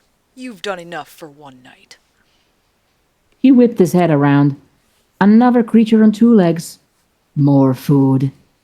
No, not food. Something off about its scent, its glowing yellow eyes. Something foreboding. Definitely not food. I think that's Oscar. I think that's John. No, I think that's Oscar. Oh. Let's do it. Arthur. Same time. Perfect. Perfect. Yeah. Also, He gets it in like a- stereo. Yep. He didn't like that name. Didn't like the way it was spoken so brokenly. Something was rising within him, a feeling he didn't understand. He wanted to tear it out of himself, to rip and claw and dig, to sink his teeth into it and rend. A deafening keening cut through the air, and he lunged up a road, sprinting far, far away, trees blurring past in swatches of blue and black. He hardly felt the ground beneath his legs. He ran and kept running, minutes, hours, lifetimes. Eventually he slowed, his tendons shifting, bones snapping back into place, nails retracting and hair receding, and one agonizing moment later, Arthur Lester collapsed on the side of a road, emptying his stomach into the nearest bushes. He tasted blood, smelled blood. It felt like there was blood filling up his lungs and he couldn't get it out.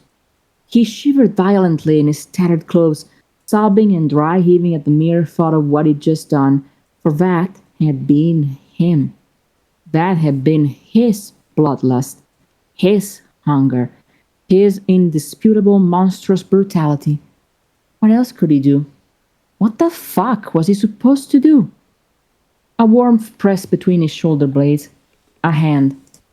He felt exposed, gutted and strewn across the floor, ugly intestines on full display. He tried to control his breathing, but nothing seemed to work, his throat continuing to make noises he had never thought it possible for a human being to make. And he wasn't even a human being. Arthur, John said, crouching to his level. look at me. He shook his head. That is, if he could make a single limb in his body cooperate. He couldn't even find the strength to wipe Oscar's fucking blood from his own fucking mouth.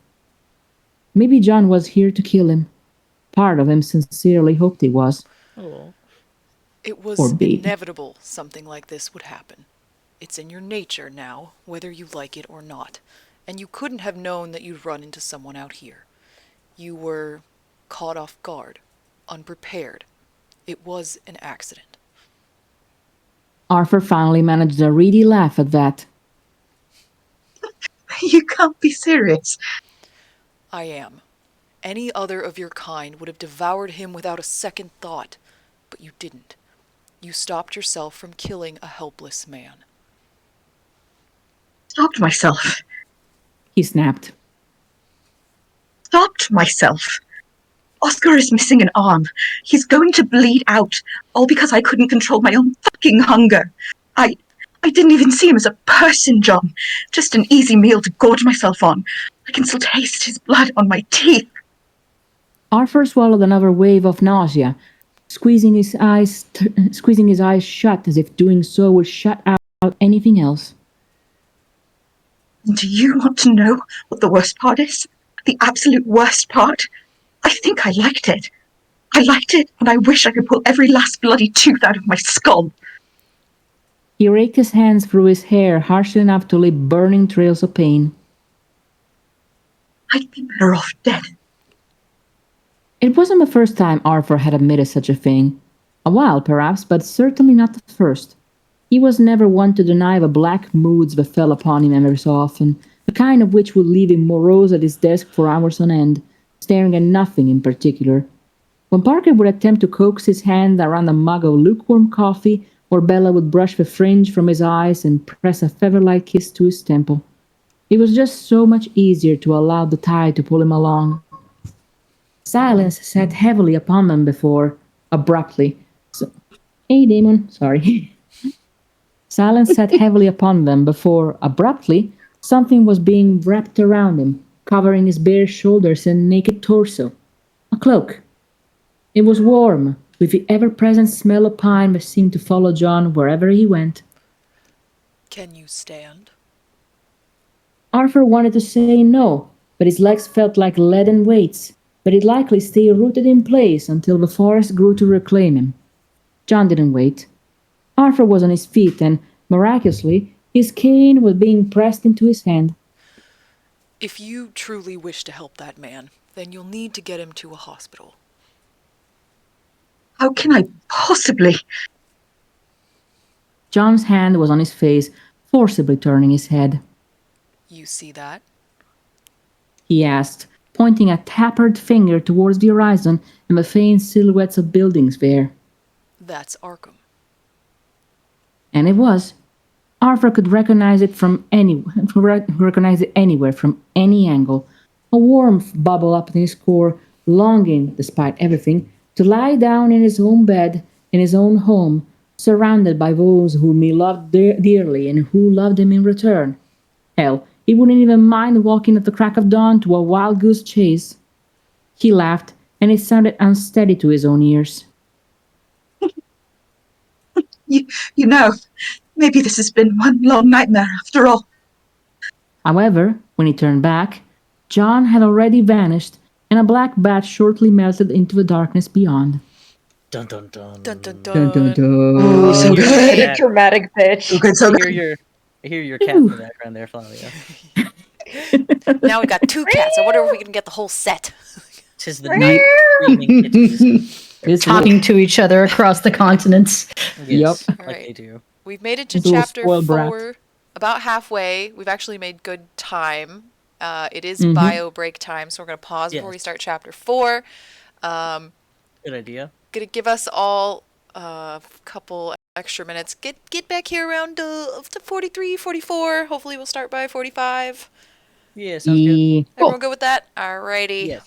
Yes. All right. Thank And you my cat on much. reason. And All break. right. See y'all in a minute. All right. See y'all in a minute.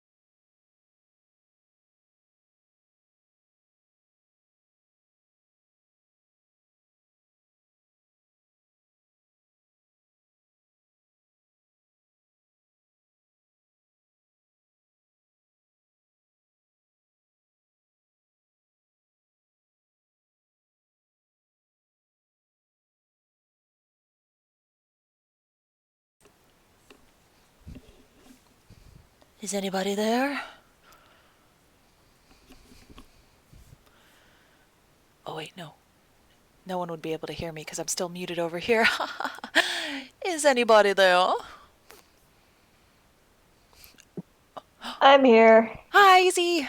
Hello. All right, we're still waiting on a couple to unmute and come back. But we vibing. Hope Yep. everyone had a good bio break. Got yourself some water. Indeed. It's Yep, yep. important to hydrate. Oh, yes, yes. Hello. Welcome back. Welcome back. Oh, I need to get a blanket, man. I am cold. It is blanket time. It's good to cozy up with a spooky story, you know?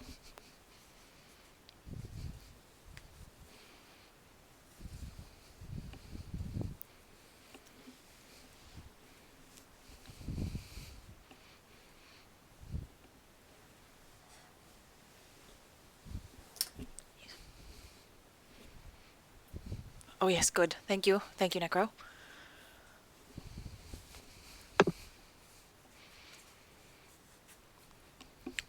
Where, oh, where have my voice actors gone?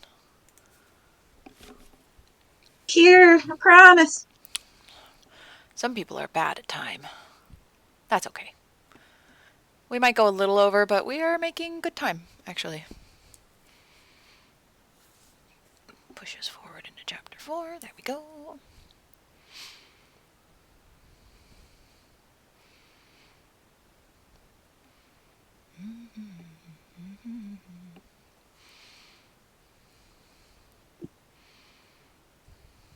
Okay, here I am. Okay, we're waiting on Trin still, I believe, and Charlie. The long wait. Yeah, they're late. We all must shame them when they return. Mm. Shame. Shame. Shame. Shame. Hey, Damon. See, Damon is also shaming them. Kitten. Come here. Damon, you know that the chair is right here, right? You don't need to scream at me. I return. My cats were demanding to be fed, so. The cats are all being demanding tonight. What the fuck? Yes, it's because they know we're all busy doing something that's not paying attention to them, and that's. You know, how dare. unacceptable. Maybe they How should dare read you. next. Yeah, maybe they should. Yeah. that would probably like skyrocket the views. Oh yeah, that's Right. peak entertainment right there. Speaking of views, we have 14 viewers. That's the highest Yes. we've been. Hey. Yeah! Ooh. Hello, everyone. Welcome, Good job. welcome. We actually had 15 earlier. Ooh. If you've never been here before, thank you for joining us. If you have not yet followed, please do so you will know when we will have our next reading, which will actually be tomorrow. Tuesday? Tomorrow? Hell yeah. With Nice. 2 stories I And- haven't finished reading yet. Get on that. I'm trying! Tut tut. Tut, indeed. But, you know, I'm even worse than you because I haven't even started. I've been feverishly Lamia. editing. Yeah, you kind of fell into the editing hole. zone because you were so busy arting and now you're editing. Mm-hmm. Yep. All right. Sorry, I'm also having strawberries and cream. Ooh, yummy. Oh, hell yeah. Where the heck is Trin? I don't know. Actually, let me grab some water before my throat parches. Yeah. If Trin doesn't get back in the next couple of minutes, we will just continue forward. I don't think, it doesn't seem like Oscar's showing up right away. If he right does, back. I'll cover. Sorry about that. Husband Oh, there you was are. on phone. Sorry. Lost track of Okay. time. How dare you be a cute and adorable couple?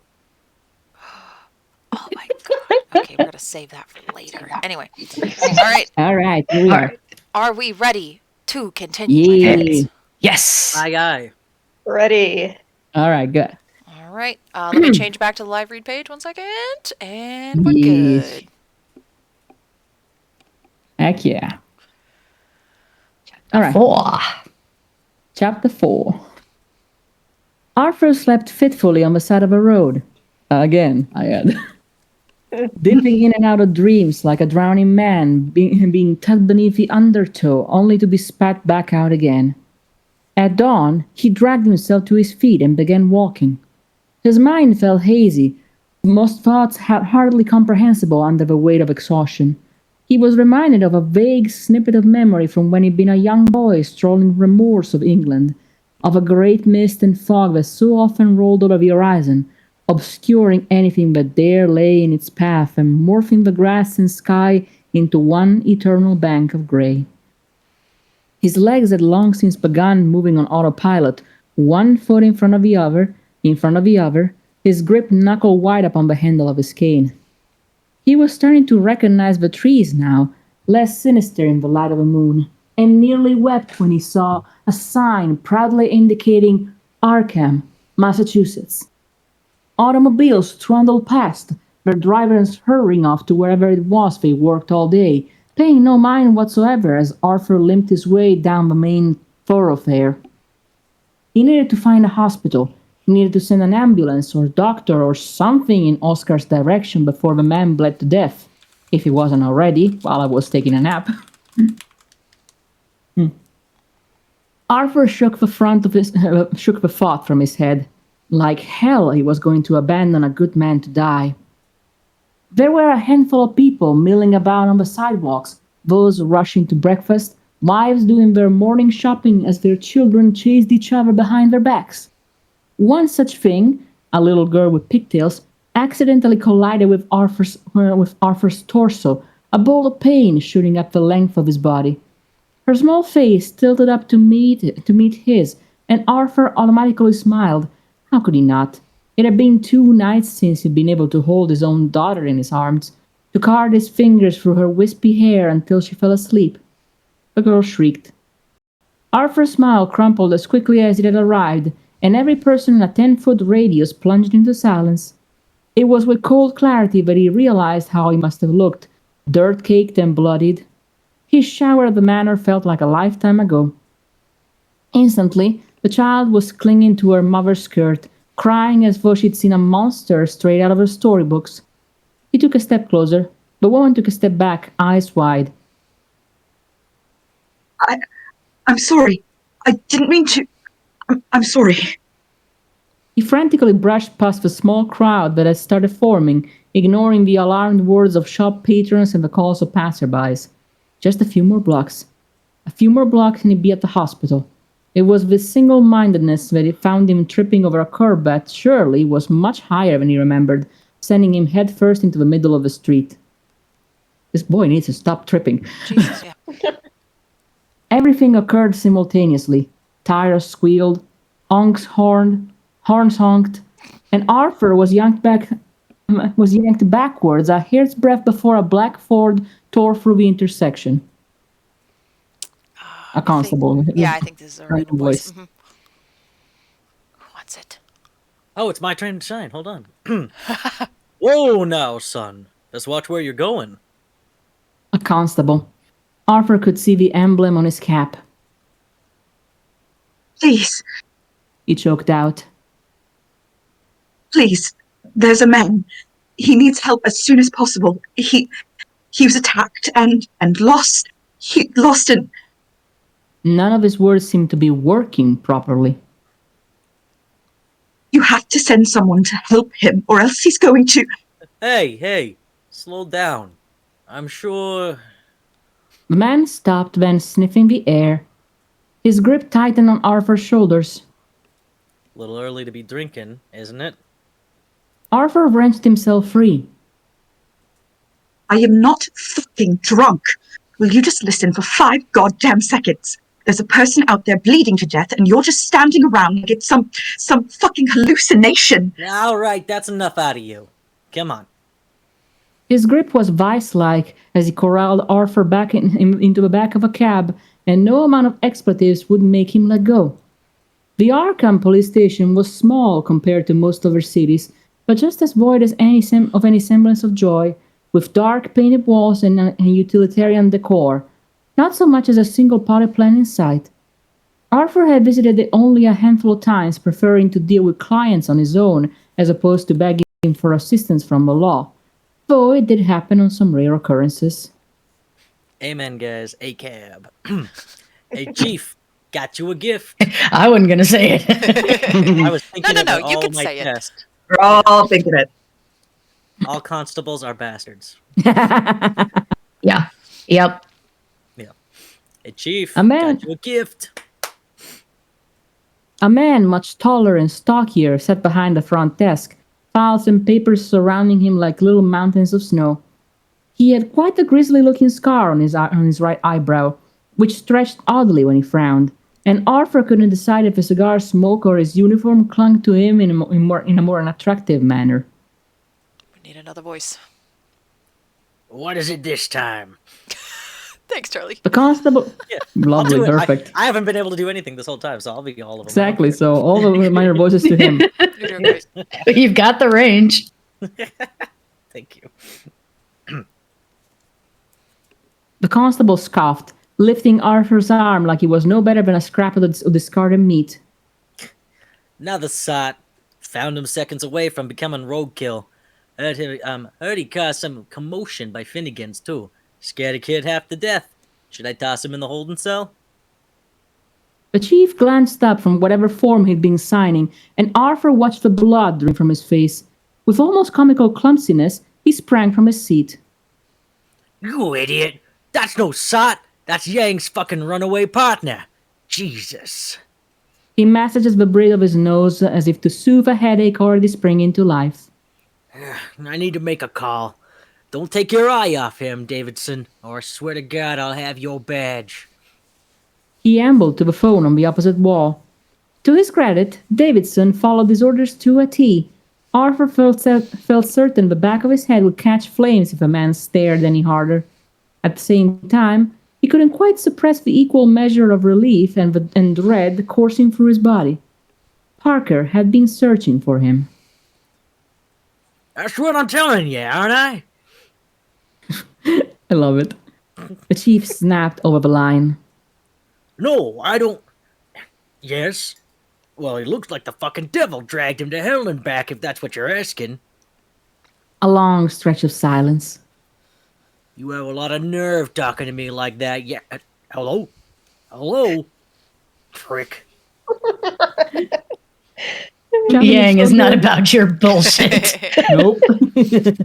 Sorry, thank you for telling me my information that I wanted. Goodbye. I don't want to talk to you for 1 second longer. It's like, Absolutely.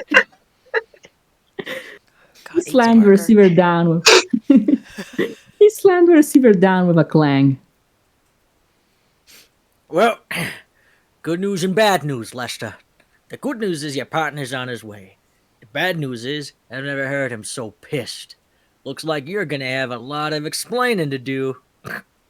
He snorted. What say you, Davidson? Think that's a better or worse punishment than a cell? They laughed between themselves. I love that. Charlie laughing at himself. It's perfect. They laughed between themselves, finally releasing Arthur so he could wait on one of the chairs in the hallway, feeling for all the world like a primary school student awaiting principal prosecution. Sit tight, kid. He said he'd be here in 15 minutes. Parker was there in 10. Except I broke he didn't Hell know- yeah. What was He that? broke every speeding Oh, yeah. law on the way there. When did they start having traffic laws again in the U.S.? After Parker got his license.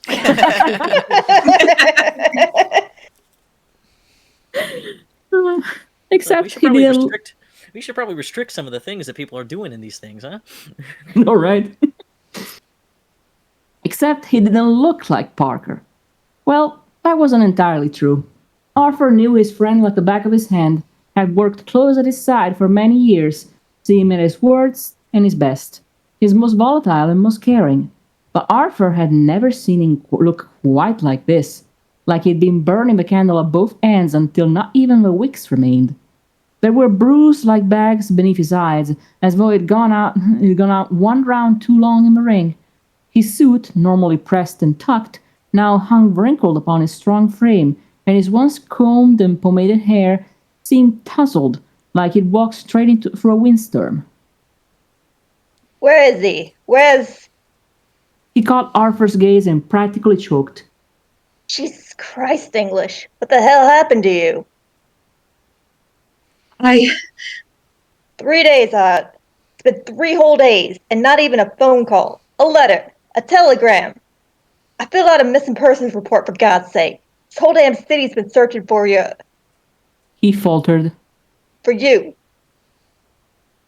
Your body. Arthur didn't comment on the slip. He did, however, notice the chief of police tilt his head slightly towards them, ears all too visibly pricked. No, they couldn't talk here. Not about this. If Arthur sat still a minute longer, there was every likelihood he was going to scream. There's a man who I met. His name is Oscar. We were attacked out in the woods by an animal. He was mortally wounded. I don't even know if he survived the night. Please, you have to send someone to check on him, to transport him to a hospital.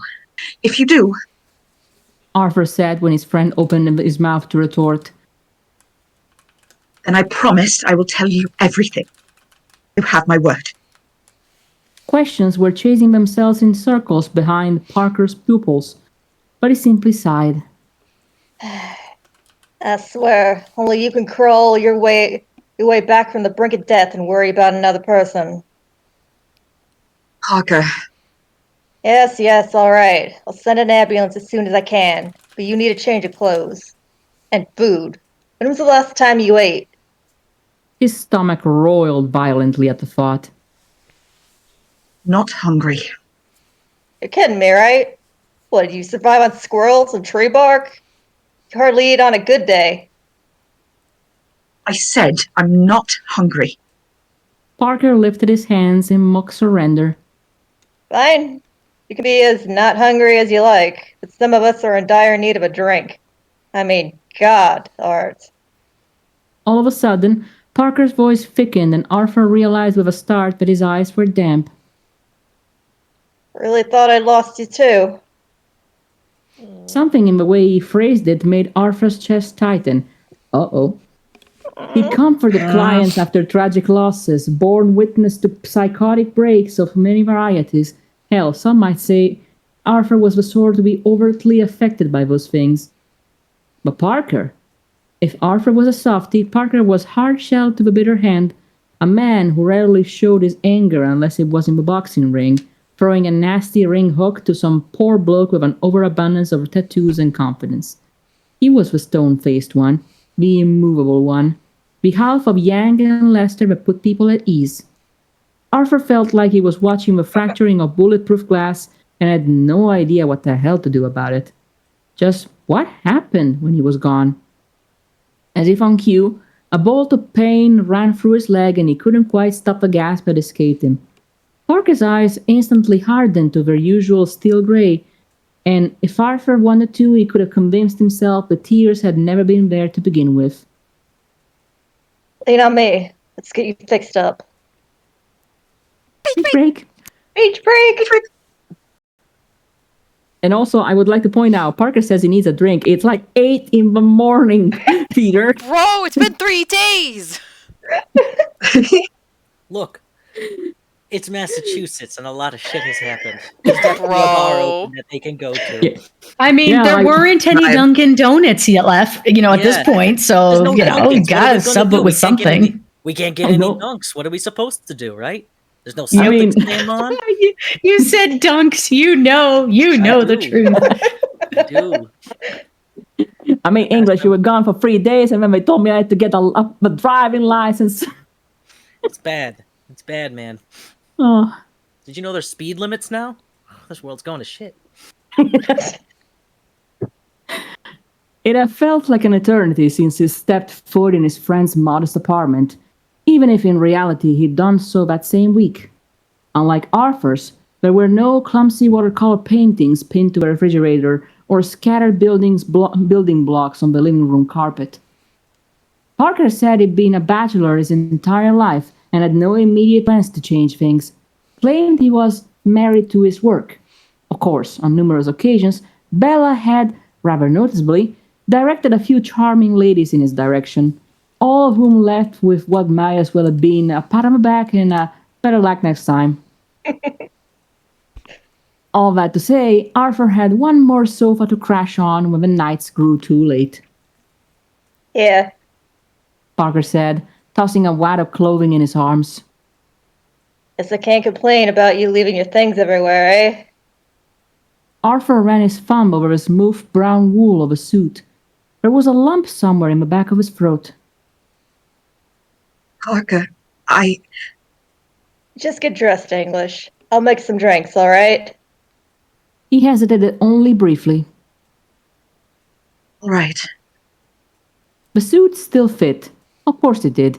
Arthur had only been gone 3 days. Outwardly, his life seemed the same as it had always been, even if inwardly it had taken a 180-degree turn. He washed his face in the bathroom sink and tried to rinse the taste of iron from his tongue, the taste of human flesh. Did that make him a cannibal? Or was he so far beyond human now that it didn't count? Then again, maybe such trivial thing as labels hardly mattered these days. Parker was just setting down the drinks when Arthur reappeared, a tumbler of scotch and a blood and sand. Ooh, we got another reference. Look at you, all dressed up with nowhere to be. He'd always said stuff like that. Said that Arthur was far too good looking to be in this line of work, elbow deep in wife beaters and killers, where most of the time the only reward for a job well done came in the form of a black eye or a missing tooth. Even Parker, for his part, had a crook to his nose, broken and healed wrong, though he never actually explained if it was from his profession or his hobby. I like that detail. Really nice. Arthur waved the compliment aside. Yes. Don't think I'll be going out on the town anytime soon. Not when I was nearly arrested for disturbing the peace or whatever the fuck they thought. He slid the blood and sand closer, took a sip. Damn, that hit the spot. Parker took the seat across from him. For a moment, neither said anything. Well, What? I seem to remember you promising me everything. Arthur fidgeted. More complicated than that. Our entire job description is complicated. At this point, I don't think much else could surprise me. Not even you stumbling into town with no clothes on your back and a chunk taken out of your leg. You're terrible at bandaging things, by the way. Thanks. Don't mention it. I love these two. Okay. I love him. Parker took a self-satisfied sip of his own drink, and Arthur would have smiled if not for the way his friend's hand trembled around his glass. So, he told him. Not everything, but most. Arthur described waking up in the woods, of the manor he had found and the strange man that had allowed him to spend the night. He accidentally left out the part of vampires and anything else that had a high chance of getting him thrown into an asylum. He mentioned Oscar, how they were attacked and bloodied and barely escaped with their lives by a savage wolf. Not entirely untrue. All the while, Parker listened attentively, his expression drawn tight with a level of concern ill-suited to him. Jesus. He said once Arthur concluded the tale. And this John isn't a threat, you don't think? Those damn yellow eyes flashed to the forefront of Arthur's mind, and he blinked it away. Like you said, you've dealt with far weirder. Glass now empty, he stood. Well, it's been lovely chatting her about mortal terror and all. It's Arthur here. Yeah, it's Arthur. Oh. Is it Arthur? Yep, it is.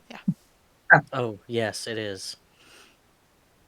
Well, it's been lovely chatting about mortal terror and all, but I think I should make it back before I really get killed. Back? Yes, I dare say Bella will have my head if I don't. Oh no. You can't. Oh, here we go. God. Everyone hates man. that Vane! Oh. Vane! No. Ashes, It you was better said- quit. Yeah. But the fact that he didn't quite, well, I mean, I'm sure that he wanted first, like, to give him a drink, like, okay, let's steal this boy up first. I think he thought that Arthur knew. Oh, yeah, how that's could he true. not? This is gonna suck. All right, everyone, get ready. Uh, Steel yourselves. Buckle up. Where are you trying to go back to, Arthur? Oh, I see you, Ash. I'll remember this. It was said so suddenly and with such ferocity that Arthur couldn't help but pause. He huffed out something that could have been a laugh, but was mostly confusion. I'm not an invalid, Parker. I can walk just fine. All right, so maybe that wasn't entirely true, but who was paying attention? Parker is paying attention. There was something in Parker's eyes, the grim set of his mouth, the tightening of his fists at his sides. He looked for all the world like he wanted to say something and yet wasn't. Look, if you're that worried, I can call a cab or something. You can't do that either. This time he did laugh. And I don't know what you want from me, Parker. Well, what's the last thing you remember? God. I told you. No, before the woods. Just before. The memories came unbidden, much like in the manor, but this time clearer, more violent. He felt the teeth sinking into the skin, warm blood flowing from the open wound. He heard the pattering of feet, the growl of something large and predatory, the growl of a werewolf. He may not have known it then, but he did now, and the image sent a shiver down Arthur's spine. Had he done anything like that, and he just couldn't remember? Had he turned and attacked innocent people? I don't know. He lied, and those 3 words had never stung so much. On a case, an I don't know could have gotten them killed. But what does it matter? I can deal with that later, Parker. I'm alive. I just want to go home. I want to hug my daughter and not think about any of this fucking nonsense for a night. You understand that, don't you? The vein. Everyone cringing. Parker didn't. Parker didn't say anything, not for a long while. He stayed silent as he knocked back the remainder of his scotch, as he slid on his overcoat, donned his hat, opened the door. He looked back. You coming? There. He didn't answer. Arthur huffed.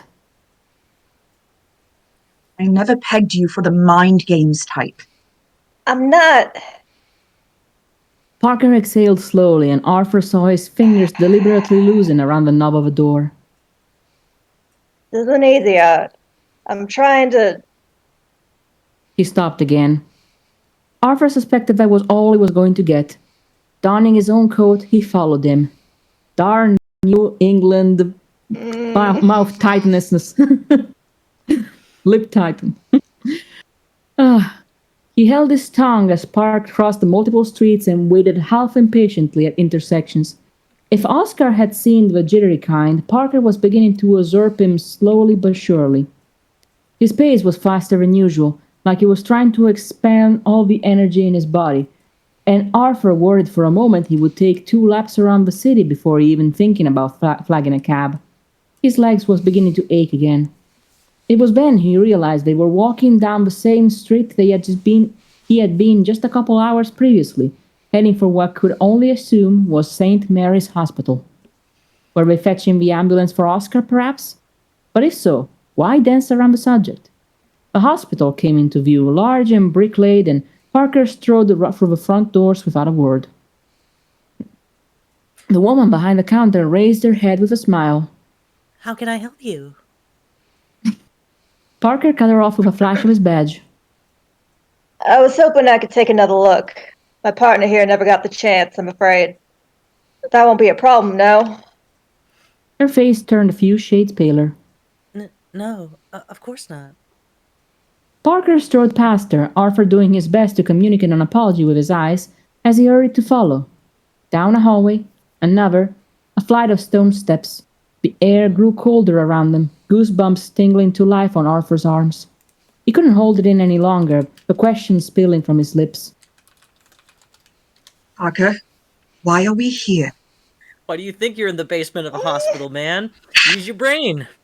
What do Oh, they it's keep in to the chase basement of to be hospitals? chased by a When monster, his obviously. wits are about him. All of The us, fucking all of us pieces pausing here together. to talk about it because we're just avoiding the inevitable. Yeah, we are. Yeah, His wits we aren't are. about him. I don't blame him. Fuck's sake. This hurts. Put the You're a fucking detective? pieces together, just like I was John just gonna said. say, you're a detective. Put the fucking pieces together, huh? Man, this sucks. But the answer is obvious. It's to be chased by an ultra-worldly monster, right? Yes. Put me back. I don't want to go back. Oh, this is just gonna be the Ain't Slayed Nobody campaign, and they're gonna have to deal with a resurrected teenage mom. That's what this is just abruptly turning into, and nothing else. It's fine. It's fine. Good Fine. God. Guys, just pull the pin. Let's go. Yes. Arthur recognized the massive sealed doors and watched with trepidation as his friend heaved them open with a squeal of metal. Before he could walk in, however, Arthur made a grab at his wrist. Damn it, Parker, answer me. Trying. His voice sounded strained and small as it echoed around them. The glass was fracturing again. Please, English.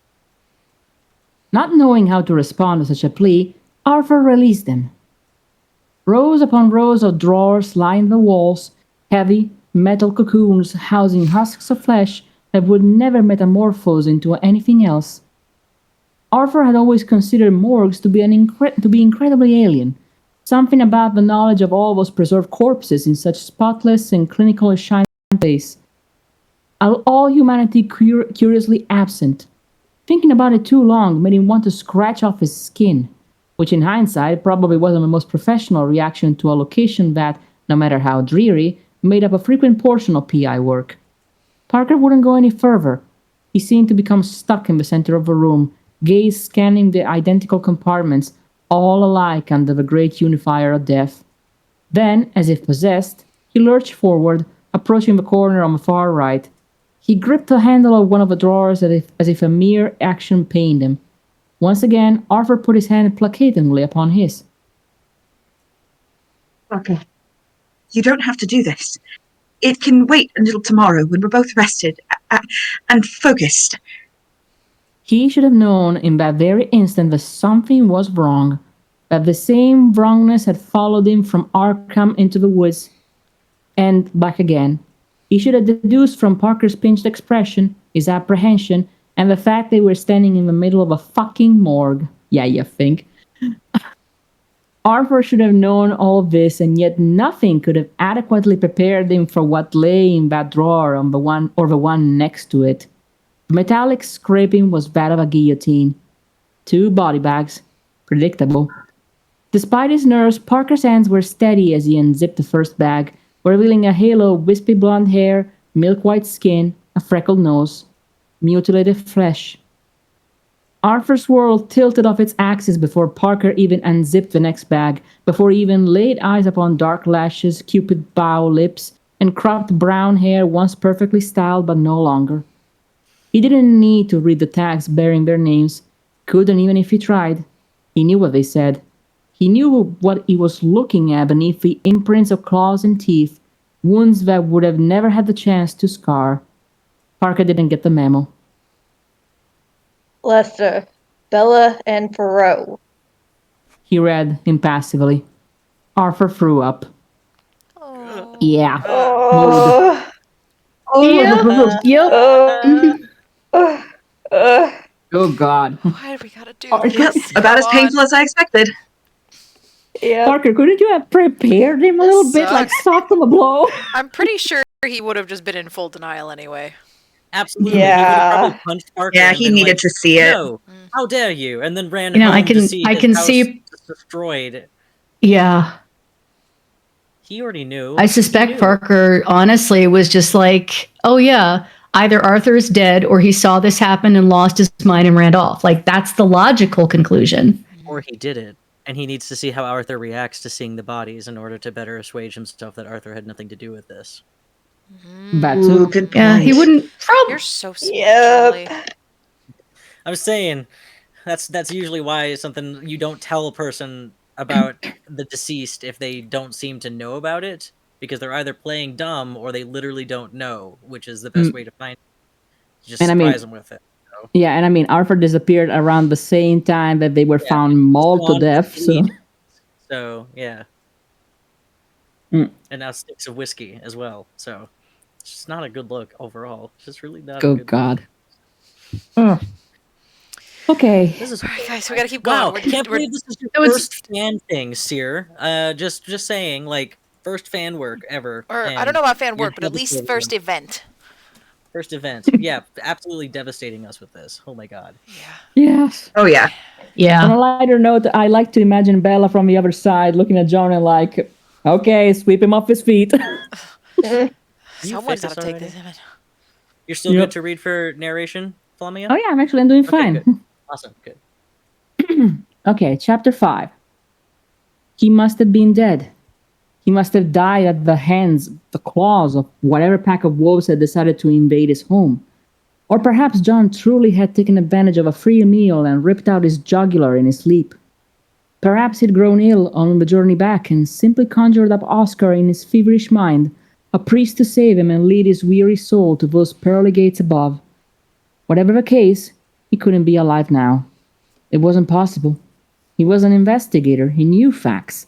And the fact of the matter was he could no longer feel his body. He could feel nothing. He was nothing. Because he was dead. Sir. There was a noise in his head, a high-pitched whine like that of a radio, but 10 times louder, pumping his blood full of ice and his veins full of static. He felt numb, like a corpse. But if he was dead, then why did his organs feel as if they were trying to carve their way out of his chest? Why were his eyes burning when he couldn't even see anything? Arthur. Why was his mouth open and why was he screaming? Arthur. Something grabbed him roughly by the forearms, and he realized he wasn't just screaming but wailing, dreadful, ear-splitting wails that reverberated off the dozens, hundreds of metal drawers closing him in, holding lifeless, icy prisoners, holding his wife and daughter. Ah, this couldn't be anything other than hell. Christ, Arthur. I closed them, all right? They can't hurt you. I need you to breathe, okay? Deja vu tickled the back of his mind, but he couldn't quite place it. All he knew was he was dead and in hell and someone was touching him. On reflex, he ripped himself free, the momentum tangling his feet and sending him crashing hard to the floor. He curled in on himself, sobs shredding his vocal cords like wet paper. He had no idea how long he stayed like that, only that after a while his eyes ran out of tears. And wasn't that fucking something? But his own biology would have the audacity to run dry when he knew damn well he could have kept crying for eons. The linoleum was cold against his cheek, but he didn't move. Parker did. Parker was in the room. Parker must have been dead too. I really thought I'd lost you too. Arthur hissed. The world pulled from him like a splinter. Oh, you. Fuck. There came a small grunt as Parker crouched beside him, but didn't touch, just offered silent comfort. Arthur didn't want it. How long? What do you mean? You know what I fucking mean. How long has my own fucking family been dead? Arthur. Parker, I swear, I will. 3 days. He snapped, and Arthur's heart sunk into his stomach. You disappeared 3 days ago, remember? I thought you'd met the same fate, but instead of finding you gutted on your bedroom floor, I assumed you'd been ripped to shreds or carried off to God knows where. What else was I supposed to think? And what? You didn't even try to find me. You know I did. His voice was low, lower than Arthur had ever heard it before. It was a warning, a subtle cautioning but he was close to overstepping his bounds, and that retribution would be swift. But Arthur was in hell. He must have only known how to hurt people. Well, you did a great fucking job of it, didn't you? Deep down, he knew it didn't make any difference. Knew that his waking up in the middle of nowhere wouldn't reverse the slaughtering of his family. He knew that.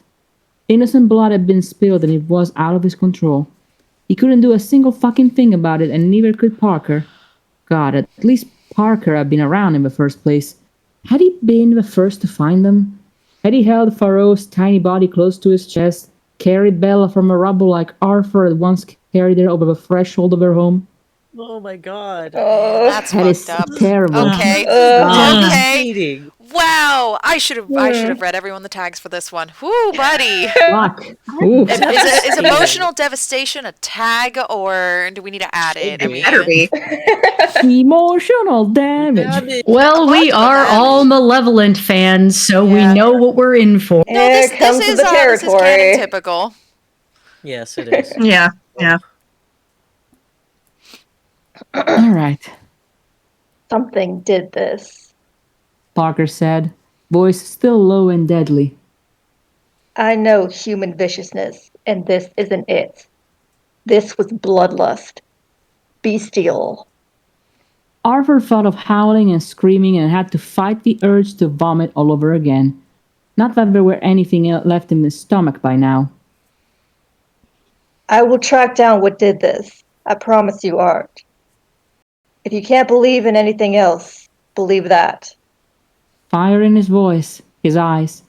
Parker Yang had sunk his teeth into a case and he wouldn't let go until it was solved. Trust me. He did. Oh, how Arthur trusted him. But how on earth could Parker trust him when Arthur was of the same ilk as the creature that he was chasing?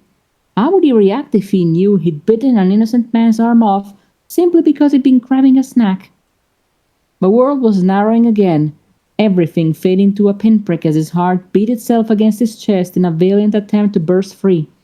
He couldn't breathe deep enough. He couldn't be here. All these bodies. Arthur staggered out of the morgue. He did not heed Parker's call. Page break. Man, Page break. it's so refreshing to read like a devastating and tragic and horrifying werewolf story again. Not that I don't enjoy all the sexy werewolf stories out there. Yeah. But True. it is nice to just come But across this is the classic stuff. Yeah. a classic, my god, what have I done werewolf story. I'm like, And I just, what is yeah, I mean, if you haven't seen the 1940 Lon Chaney Jr. one, you need to. That's It's so such good. a staple of where all horror culture came from. Absolutely. And you know, we did have a little bit of sexist before with John inspecting his pantyhose very up We close. did. This Hey, is true. This is true. There's still time for this to turn into ABO, that's all I'm saying. I agree. Hey. Exactly. Yes, Oh my time. god. No, someone else got that. I role. just hope that this one doesn't go where the movie know. did with that cane. So we'll see. Oh man, let's hope I so. don't know. We have one chapter left for that, so we'll find out. Jack's Bar. Oh, another one. Jack's Bar attracted three kinds of people: those who had lost all hope, those who endeavored to find it at the bottom of a bottle, and those who, if they didn't admit it to it first, lied about doing the second. Bluntly put, it was the sort of place he and Parker frequented often enough, scraping criminal accessories off the sticky floors and slipping the bartenders some extra cash in return for more underhanded information.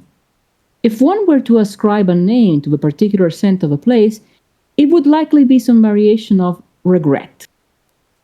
Arthur took another long swig of whatever amber liquid was currently in hand. He couldn't remember what number he was on how many drinks he consumed in the last however many hours it had been. It felt like someone had nailed sandpaper to his vocal cords. The low chatter of the other bar patrons pulsed in his eardrums, each overlapping word driving itself deeper into his skull. Parker hadn't come after him. Arthur didn't know whether he felt grateful or not. He couldn't think straight. The world was swimming in front of his eyes in an inexplicable tangle of colors and shapes, but at least the knot in his chest felt numb. He could almost pretend it didn't exist. Was this Oscar felt on his false journey of spiritual was this what Oscar felt on his false journeys of spiritual reflection? Did he watch the sky shift into an amorphous blur, feel every bodily function slow down until he could convince himself that the world was a gentle place, even if it was the furthest fucking thing from it? 3 days. 3 days Parker had known they were dead. The same 3 days that Arthur hadn't. He would have wept if he had any tears left, but his eyes had long since dried out, as had his drink. Unsteadily, he pushed the empty glass toward the bartender. I think you've had enough for one day, kid. A growl rumbled from somewhere within Arthur's throat. Can I ask what you fucking think? I pay you to pour, not to preach to me about my fucking life choices, you self-righteous asshole. What did you just say to me? The bartender seemed to grow a head taller as he straightened his spine and glared down at Arthur like he was nothing more than a piece of gum on the sole of his boot. Like he thought he was intimidating. I said you're a self-righteous, pig-headed asshole who wouldn't know good business if it hit him over the... Arthur's glass was snatched from the counter and unceremoniously smashed over his head. That's not very professional. Glass him. Jesus Christ. Sending him tumbling off his stool like a rag doll. That was not an overreaction at all, Mr. Bartender. Piss off! And don't bother crawling back either. Sorry, neither. Arthur tripped out of the bar before another glass shattered on the wall adjacent to him. The clouds that had been hovering over the city finally decided to erupt, and less than a minute later, Arthur was soaked to the bone. This poor man. For the second time that day, there came a wave of deja vu. Like a blind man, eh? Hey. He stumbled down the sidewalk, leaning heavily on his cane, feet sliding with every step in a childish version of a waltz. He felt like he was drowning, liquor thrashing unpleasantly in a stomach far too empty. Uh-oh. Maybe it would be better if he drowned. Maybe that would be the way he finally met his maker, if any god even existed. He fucking hoped not. He didn't want to think of one so heartless. He walked for a while, letting his legs carrying him automatically as passersby scurried to find shelter from a downpour. He didn't even need to check the sign as he turned down the street. The apartment looked unassuming from the exterior. Whatever police had been at the scene 3 days previous were long gone. The door was even unlocked. He opened it.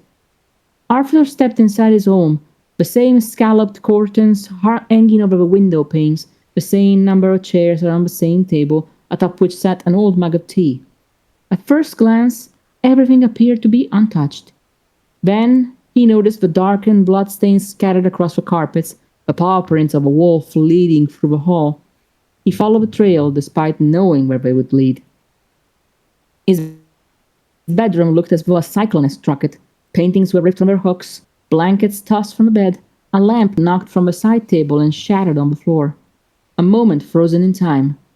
However, the illusion was all but destroyed when one of Arthur's shoes knocked against the casing of a bullet, sending it rolling beneath a bookcase. Here the blood was far more concentrated. Here was where he had lost everything. No, not everything. Arthur didn't want to move, but as always, his legs seemed to possess a mind of their own, leading him across the hall to the opposite room. Another bedroom, not as large, with dolls and building blocks and picture books all strewn about like landmines. And more blood. Far too much for a body so small. Arthur gingerly picked up one of the abandoned stuffed animals from a corner.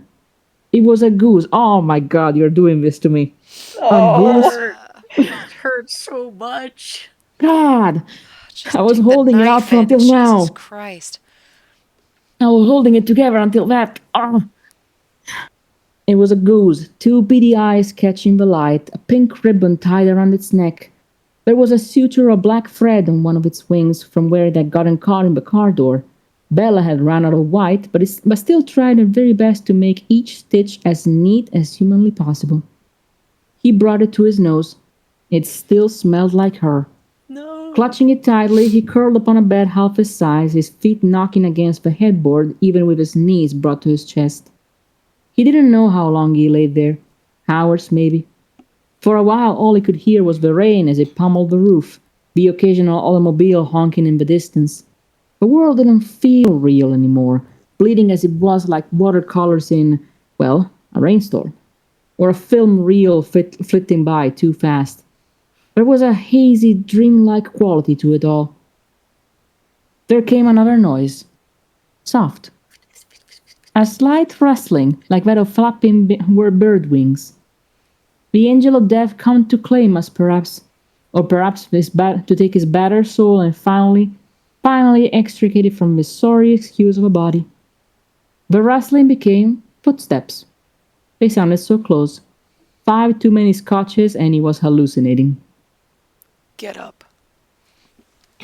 He didn't. He couldn't. Whatever liquefied lightning had surged through his veins in the morgue had since long curled. Arthur. And it had to be him, of all people. Of all people. A whole 2 fucking billion people in the world, and he had to get sent to fucking John Doe. To John fucking Doe. And he had to get sent to John fucking Doe. Very good. Days of only 2 billion people in the world. Right? That's My wild. God. It was like, what, a century ago? My God. Barely a century ago. Like 90 years ago. Now it's like, 6 billion more? No, we're we're at 8 now. Yeah. Jesus. Go away. Arthur mumbled petulantly, and for a short, blissful second he thought John truly had, for it was nothing but the sound of rainfall and the thump of his own heart. I'm sorry about your family. Oh. He thought he had become too numb by now, but those 5 words seemed to tear into his insides like they were serrated. With whatever fire he still had left, Arthur threw a punch toward John's jaw, but didn't quite make it. Fuck you. You don't get to feel sorry for them. You don't. You don't have the fucking right. Another aimless swing. You're just another fucking monster who treats innocent lives like their only purpose is to sate your own thirst. Another. I had life before all of this. Before you. Infuriatingly, his legs had begun to shake, familiar pain burning through the joint of his right knee. Now I can't even stand on my own fucking feet. He grasped John by the lapel, pushing him into the wall nearest them. Arthur. Stop saying that. And stop following me. I don't want anything to do with you. You got that? I am sick of looking over my shoulder, jumping at every shadow for fear of seeing a fucking vampire bat. Do you know how insane that sounds? Do you have any idea of what it feels like to know that I'm... A monster, he couldn't say. But he'd never be anything other than a monster for the rest of his life, slaughtering and hunting like a deranged beast, cursed to roam the earth in some sadistic facsimile of Cain. John's voice was far too patient. There was nothing you could have done. Even if you had been there, you would have been killed just like the rest of them. I know that. Do you? Of course I do. Then what is it? What are you doing here, Arthur? Why torture yourself like this? Because... Because what? It should have been me. The emission echoed off the walls before fading into the air, a deep-rooted pain twisted into words so easily discarded. Arthur slumped inward, grip relaxing on John's shirt, head pressed against his sternum. He felt small all of a sudden, something that could have been leftover rain droplets or tears sliding off his cheeks. He was so cold, a cold even the artificial warmth of alcohol couldn't reach. He wanted the earth to open up and swallow him whole. Wanted his heart to stop beating and allow him to asphyxiate. Wanted to be back in his own bed. wanted to rock his daughter and watch her eyelids droop as she slipped into the sweet dreamlands of sleep, completely safe in his care. He wanted, he wanted, he wanted. Slowly, as if deciding whether or not to fully commit, Arthur's felt arms encircle his shivering frame, loose enough so he could escape with relative ease if so desired, but solid enough to be an anchor. The words tumbled out of their own accord. You didn't see them, John. They were torn apart, ripped into like scraps of meat. Their faces. His breath hitched. No, not this The line. wolves were supposed to be out. No, hold on. I need a moment. Jesus I need Christ. a fucking moment. I need a fucking moment, man. I need to drink. You're the one who asked me to play Arthur. God damn it. Oh my god. Sorry. I need a fucking And you're moment. doing great. You're doing so good, You man. do it so good. I'm gonna cry. Okay. This fucking hurts. God, I can still hear the way that Harlan says this fucking line Oh, in yeah. my head. Like it's like it literally like burned an after image into my soul somehow. I can't hear that scene anymore without just feeling the exact same visceral feeling that I did the first time. Like no matter how many times I listen to it, it's just my heart. And then you put this in this fic. How dare you? I swear to- it's not a line that they use that people use super often in fan fiction. It's It's not like not. one of the top popular. So like that's yeah, it's a shocking, deep but, cut, like, buddy. That's a deep cut. It is. Yeah. It is. It's such a good line. But like, and to I use swear it to for God. this werewolf vampire fic too. It's so perfect. I should have seen it coming, but still. And I swear to God, if Seer put like that, I won't let you drown somewhere, I'm going to scream. Nope. I can't. Oh, Can't allow God. this to We're happen. all going to scream. Okay, we're good. All right. We all We're gonna. scream. You got this? Can Okay. you do this? You good? You got Yes, All it? right, yes, come yes, on, Lynn. yes, yes. I don't know if I can. You can do it. It's okay, Lynn. Gunpate. Okay. All right. Shh. It's okay, Lynn. Okay. The wolves are supposed to be out there. They're not here. I couldn't do anything. I failed them. I failed them. Damn good delivery, I have to say. He was repeating himself like a broken record. Couldn't seem to do anything else. He knew the world rarely made sense, just as he knew its cruelty and injustice like the back of his hand. Few other professions caused one to be so up close and personal with tragedy on any given day, and yet it had never stung so fucking much. Like someone had yanked every limb and pore and atom from his body, rearranged them, and expected him to keep on living. John remained silent for a long while, and when he spoke, it was with a voice barely louder than a murmur. At least now they won't know you're a monster. Wow. Damn, girl. That's a banger line. That was. Wow. I What was that for, John? Jesus I know. Christ. I felt bad even Yeah, saying girl. it. Well, I would say that says a world about what John's been through. God. wow, like that brought some tears to my eyes. But just like now. Holy fuck, timing. okay. Oh, Yeah, buddy. Oh. This is John we're Now I talking know. about though. You still have Everything- to say even worse things now. Still. Good on it. God. Like, if you're trying to go for I need to woo this man, this is not. Oh no, I don't. Oh So, boy. so what I'm hearing is you're single. Oh god damn.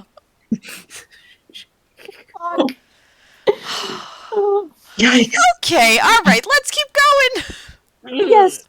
Jeez, fuck. Everything in Arthur's world crawled to a stop. His heart, his lungs, even the raindrops battering the roof in rapid percussion. Oh, wait. It's John. Oh, it is? Okay, cool. Sorry. Yeah. You don't need to worry about that anymore. He practically jerked from John's partial embrace, tripping over a stray toy for his efforts. God, man, this man keeps tripping. Time I seemed to mean, resume He's at got double reason it. to this time at least. So Yeah. Time seemed to resume at double its normal speed. Did John truly believe he had been fortunate to lose his family? That by some divine providence he had been granted protection for his identity at the cost of the people he had loved more than anything in the world? That he was lucky? Part of Arthur desperately wanted to take another swing at him, wanted to grab him by the scruff of the neck and bash his skull against the plaster walls until all that remained was pulp, wanted to scream until his voice was lost entirely and the white-hot coal of anguish in his stomach cooled. He wanted, he wanted, he wanted. There was a ripple just below the surface of his skin, roiling emotions giving way to the shifting of bones and rending of cartilage, a growl once again emitting from deep within his throat. His senses heightened, and his hair grew, and as Arthur's body snapped and twisted and reshaped itself, so too did his height extend and his teeth and nails sharpen until the height of his back touched the roof of the apartment. Fuck. Arthur pounced. Whatever evidence the police department had tried to meticulously preserve was extinguished in mere seconds. Furniture splintered, upholstery shredded, and Arthur bounded through the hallways with narrow-minded focus upon his new prey. Not to eat, but to kill. Except, this was no dejected priest offered on a silver platter. This was another predator, one who had the pesky habit of shifting into other things, things with wings and speed. Arthur barreled outside, shattering banisters and signposts along the way.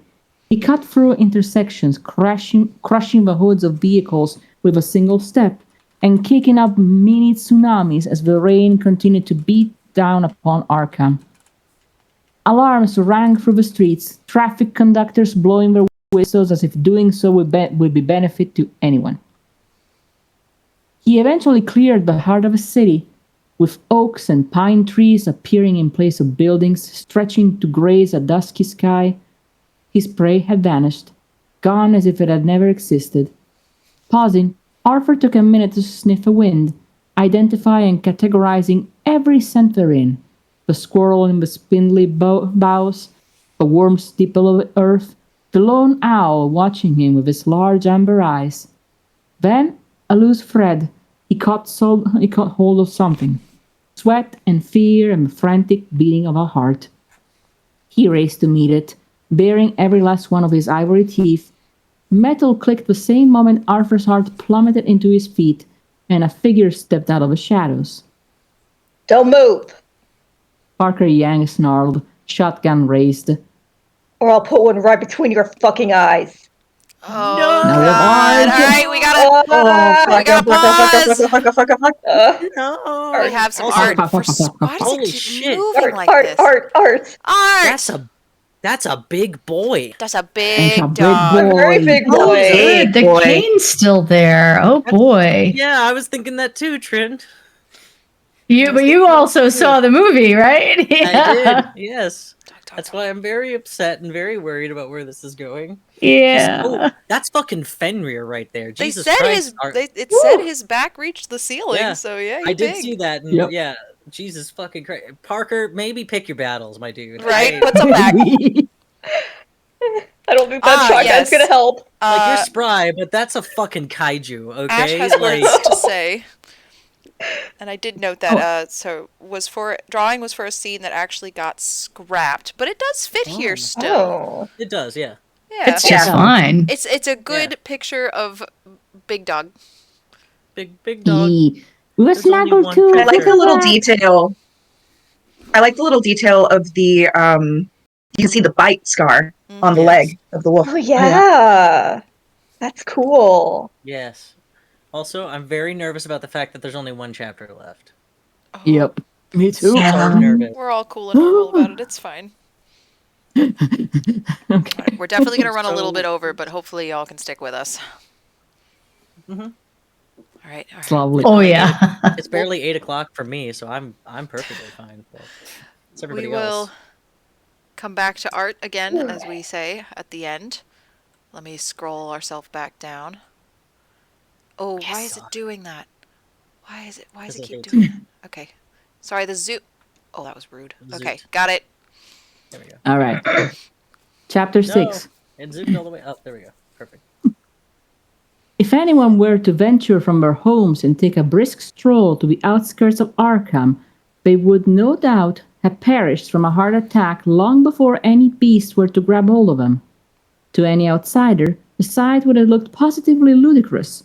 A man with an ordinary gun against a wall the size of a house, both staring the other down as though they were nothing more than two contestants in a boxing ring, an adoring crowd exuberantly cheering in the background. Perhaps that's why Parker seemed so steady on his feet. He knew what it felt like to be outmatched, and yet he had never before let so superficial a fact bar him from throwing his life on the line with all the abandon of someone who has already won. His eyes were colder than steel. Oh, is this Parker? Yeah. Yep. I'm afraid you picked a fight with the wrong man when you decided to murder those people. They were very dear to a friend of mine.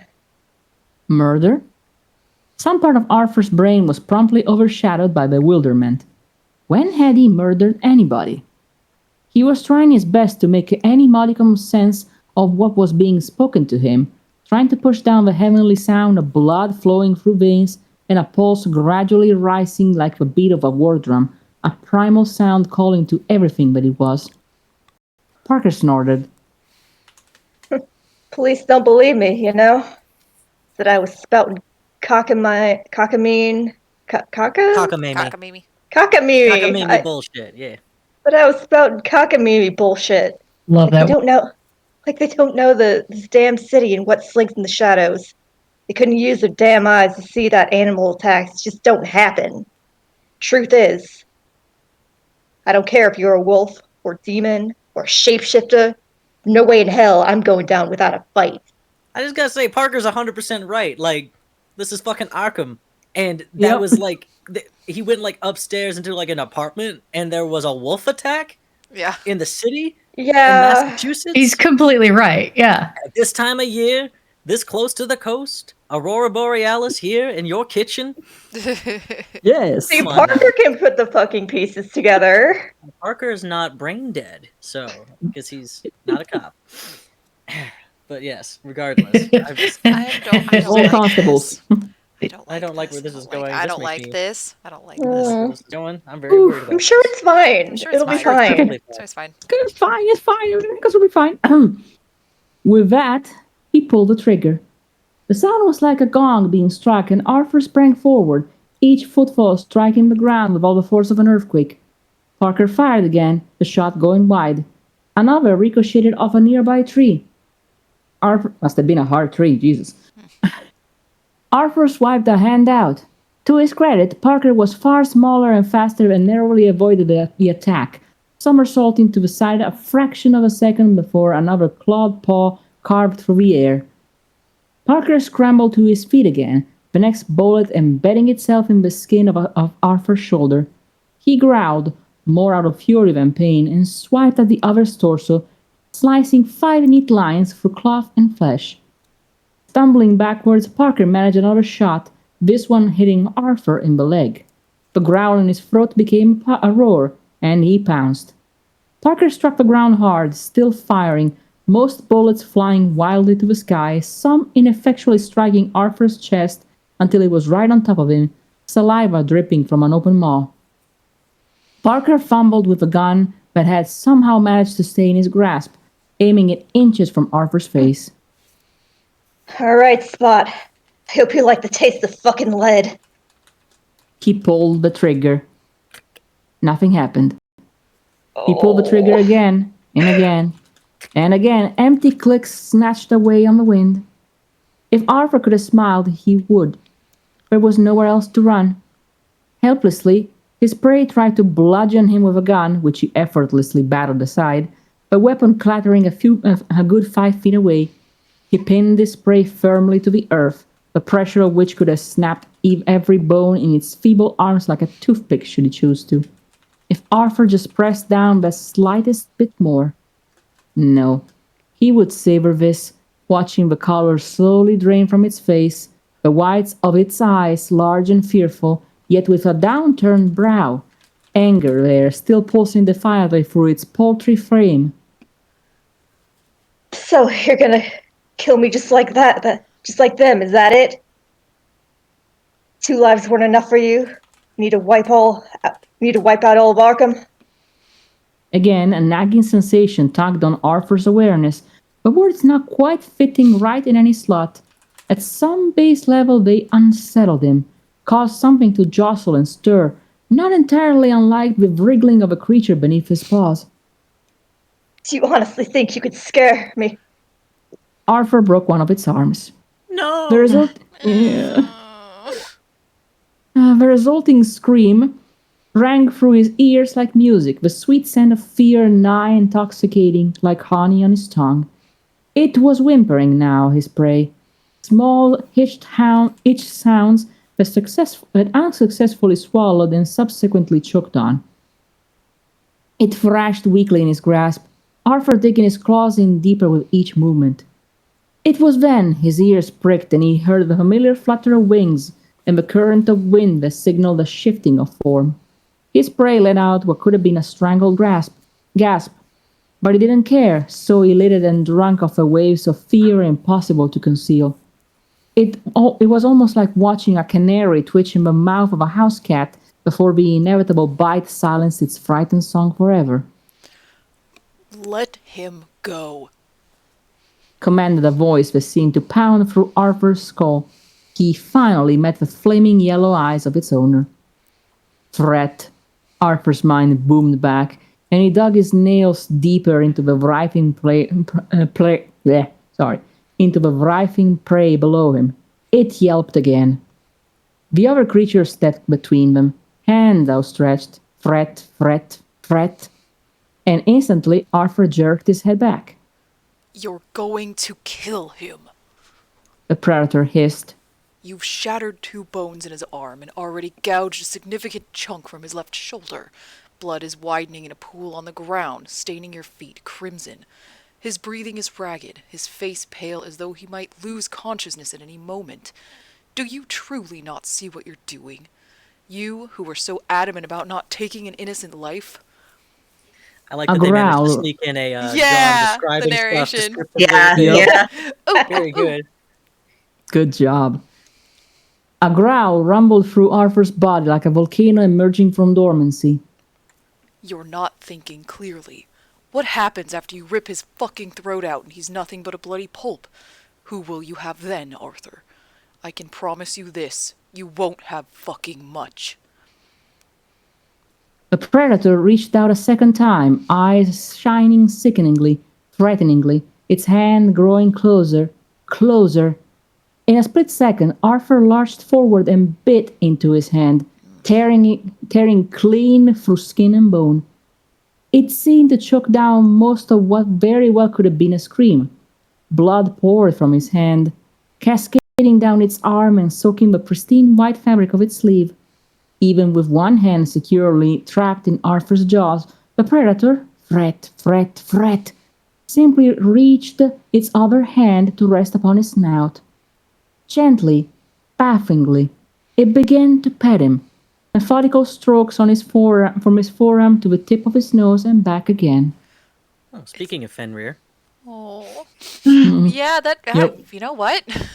Yeah? Yeah, the hand in the mouth. Yes, oh my god. Because Tyr allowed him to do it. He pet him the entire time, so...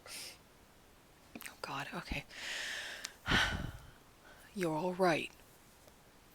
I'm sorry. Sorry. What the fuck am I doing? We Sorry, both messed up. All right, start over. Start over here. Thank you for follow. Sorry, we got to follow. Thank you for the follow. All right. Hell yeah. It's all right. It soothed. You're all right. I'm sorry what I said about your family. You're not a monster, Arthur. You never were a monster, but you're going to be if you finish this. Is that what your wife would have wanted? Your daughter? Imagine what she would think. Faro wouldn't want her father to be this, to lose himself in this way. Oh god, this line. His mind was an incomprehensible jumble of shapes and colors and memories, each one flitting past faster than the last. A little girl sitting upon his knee, giggling as he bounced her atop an imaginary pony. A woman asleep at her sewing machine, stirring slightly when he pressed a soft kiss to the crown of her head. A cocktail being slid across the counter, a man smiling at him. The same man currently trapped under his claws. Let him go, Arthur. You don't have to kill him. Just let him go. The words were spoken softer than the rain, softer than the touch upon his face. Listen to me one more time. Slowly, and then all at once, all of Arthur's energy seemed to dissipate, leaching out of him like water sucked through a straw. There came the familiar sensation of bones and tendons shifting and shrinking, limbs contorting back to their original size as his spine shortened and his features realigned themselves into something resembling a human being. His knees buckled, and just like that first day, arms caught him before he struck the ground. The person connected to the arms hissed in pain, but Arthur remained upright, instinctively seeking out the warmth of another body. Distantly, he was aware he was trembling. The arms around him tightened, a cocoon of warmth tinged with a familiar scent of petrichor and pine. A heart beat steadily against his ear, his own slowing to match his rhythm. John. I'm here. His voice sounded strained, but Arthur couldn't find the strength to lift his head. Wouldn't have even if he could. He merely stood there and tried not to think about how this was the closest they had ever been, or that, even though John had never possessed a better opportunity to hurt him, Arthur had never quite felt so safe in all of his life. You're all right. John repeated softly, had been repeating over and over like a mantra for however many minutes they had stood there. He didn't seem to be expecting a response. That was good. Arthur wasn't up for conversation. Too many thoughts were chasing each other's tails round and round his mind. It didn't make any sense. Nothing about the past few days had made sense. Why take a hit for him? Why not just leave? This wasn't John's problem. Parker was his friend. This was his mess. What did the loss of one measly life mean to a literal vampire? Gradually, Arthur's muscles stopped spasming, and he could feel the ground beneath his feet again. He knew that if he looked John in the eyes, he wouldn't be able to speak at all. He was used to people making sacrifices for him, yes, but John was different. Systematically, frustratingly different. There were no debts owed him. He had no reason to help, much less to protect him in any way. Had likely lived years, decades longer than Arthur, who had merely been forced into this world of monsters against his will. Arthur Lester wasn't anyone special. But John. Arthur focused on the arms encircling him, holding him.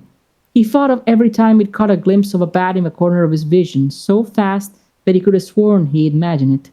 Dutifully following, watching. And for what? Because Arthur knew too much? Because he was a threat to everyone around him? Or perhaps... There came a groan from the direction of the ground, and Arthur's heart leapt into his throat. English? Parker, God, Parker, was clutching his broken arm, making pitiful attempts to sit up. And Arthur had nearly killed him. John let him go, and he all but collapsed to his knees, helplessly reaching out a hand to his friend. His fingers were awash with blood. That's when Parker did the unthinkable. He flinched. It wasn't... Oh, that hurts. That hurts. This sucks. It wasn't a large movement by any means, no, but it was there nonetheless. It was there, and Arthur's insides felt like it had been wrung dry. He couldn't seem to make his mouth work. Even with a voice raw from screaming, Parker spoke with a coldness unknown to Arthur. He had always been the stronger of the two, after all. Did you do it? Arthur desperately tried to swallow whatever noises were attempting to crawl their way up his throat. Okay. It still sounded closer to a sob than anything else. Did you do it? I don't A hand grabbed him roughly by the collar of his shirt. Did you kill them? Oh, that was fear in his voice, wasn't it? Pure, concentrated terror weakly hidden beneath scarlet rage. Did you kill Bella and Faro? An iron weight struck the bottom of his stomach, and Arthur saw their bloody faces, the deep gouges across smooth skin and frail bodies. For the third time he felt the stinging, blinding pain of being bitten, jaws enclosing the bones of his left leg. He saw the gleaming amber eyes of a wolf, larger and crueler than any other beast he'd ever glimpsed in or outside of fairy tales. He remembered firing his revolver and carving a chunk out of the werewolf's ear, hearing it howl a broken rabbit owl. Red coated the walls, the floors, the claws of a wolf as it swiped at Bella, who, instead of fleeing, had turned back to, what, help him? Her altruistic efforts ended with a wet thump of a body hitting the gore-soaked floor. A child that cried out, his baby. Then all he had known was darkness, his limp body being dragged in the direction of the creature's home. So why had he been spared? Why leave a free meal unfinished? Why had he been forced to live in this hell? What the fuck are you saying? John spat.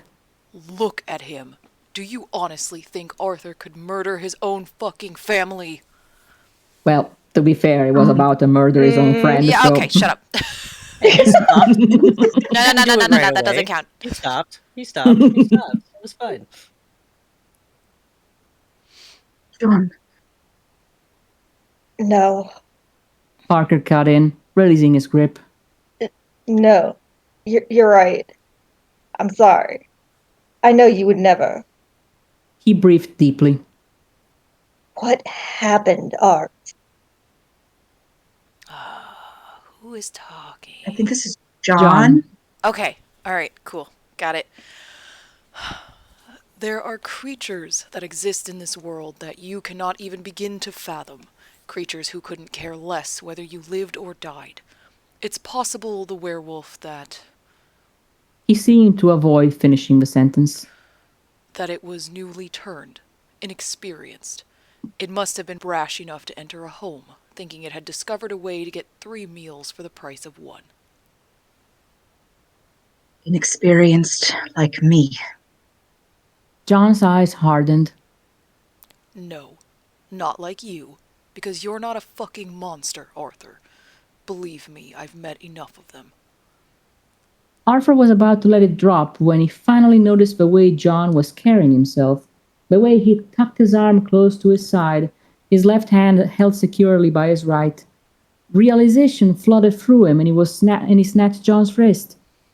Arthur nearly choked on his tongue. It was gone. Not an arm like Oscar, no, but the pinky finger of John's left hand had been quite effectively bitten off, leaving nothing but a seeping crimson wound and a small stump of ivory bone. Hey. Nice. Hey. Jesus. Parker said automatically. John attempted to pull his hand back, but Arthur's grip tightened. You're saying anything besides a monster would do this? He gestured to Parker. Or that? He ripped off one of his already tattered sleeves. How many good suits had he ruined now? And wrapped it around the gaping hole in his companion's hand. John hissed like a cat getting his tail stepped on, but otherwise stayed put. You're not yourself when you turn, but you can learn to control it, just as you can learn to hunt things other than humans. Hunt. Because he would always be a predator now, hunting for prey. Arthur tied a knot on the makeshift bandage a little roughly, and John hissed again. It wasn't the best, but it would have to do. God knew he'd never been proficient at treating injuries. He just bullshitted his way through life with a generous splash of liquor and the occasional bit of gaze. How's that? He asked anyway. John examined the frankly disastrous patch job. He was still breathing raggedly, and Arthur's heart panged in sympathy. Fine. He gritted out. Are you sure? Yes, Arthur. It's not getting any fucking better. And I don't And don't think I don't know you're changing the subject. Anger flared. What do you want from me, John? What the fuck am I supposed to say? Oh, I just need some practice so I don't morph into a feral dog and rip into anything that breathes. But I'm not a monster. No, of course not. I'm just not myself. It's not my fault if my psychotic shapeshifting gets away from me. Arthur. It was the delivery of his name, the patient, admonishing tone that shut him up. But it wasn't John. Tears stung the corners of his eyes. Oh, it was Parker. Whoops. Oh, that's okay. Are we going on? Yeah. Okay. Parker, you know I can't. Things can't be the way they used to. I won't be able to. And the firm. Fuck the firm, English. You're alive. It's all that matters. Was it? Was that all that mattered? Parker had basically been family to Arthur's own. He had lost a sister-in-law and niece just as much as Arthur had lost a wife and a daughter. Now he was losing a business partner and all he had to say was, fuck it?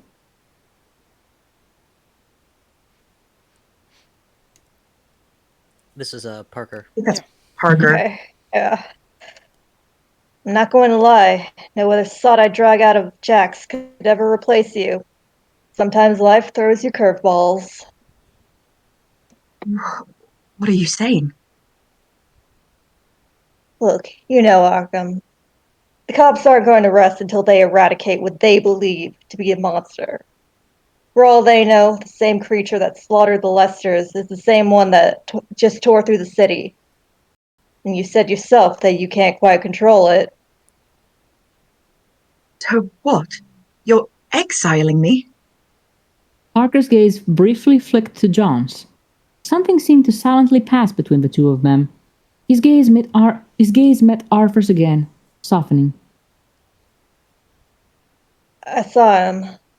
He murmured, low enough for Arthur's ear only. I saw the way he held you, protected you. Maybe you need someone who understands what you're dealing with. I mean, hell, Art. I can give you a lot of things, but I can't give you that. Because Parker was human, no matter how high in intellect or fast his reflexes. He was human, and Arthur wasn't, and never would be again. Their worlds were intrinsically different now, separate. And he was going to have to accept that sooner rather than later if he wanted even the slightest chance of coping. He abruptly stood, turning towards John with as much severity as he could muster. Why are you following me? And I want a real answer this time. No excuses, no misdirection. A real answer. Is it really so difficult to believe that I didn't want you to get yourself killed? John. He growled. Fine. You want the truth that badly. He made a few short steps to stand in front of Arthur. That is the truth. I've never seen someone more like a chicken with its head cut off. So erratic, so goddamn transparent.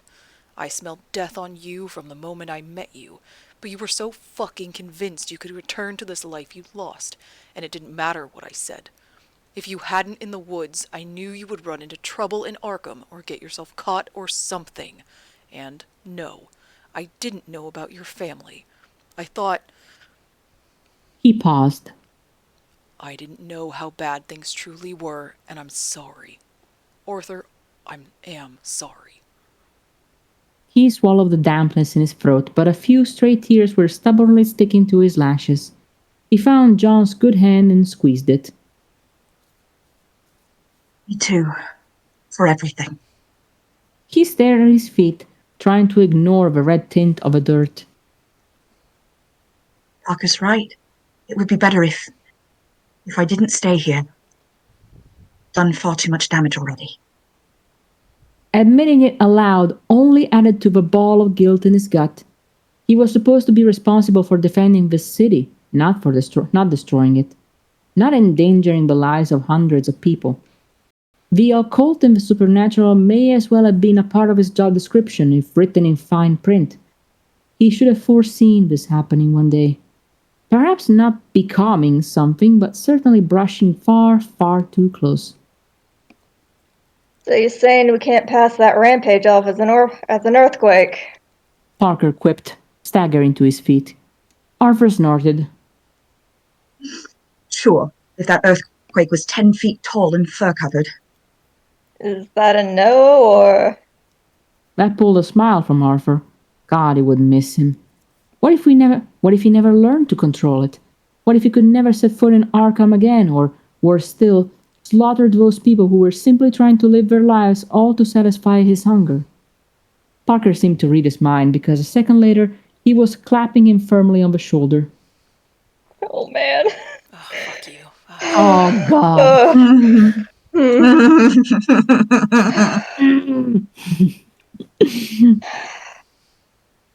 No more bedrock English.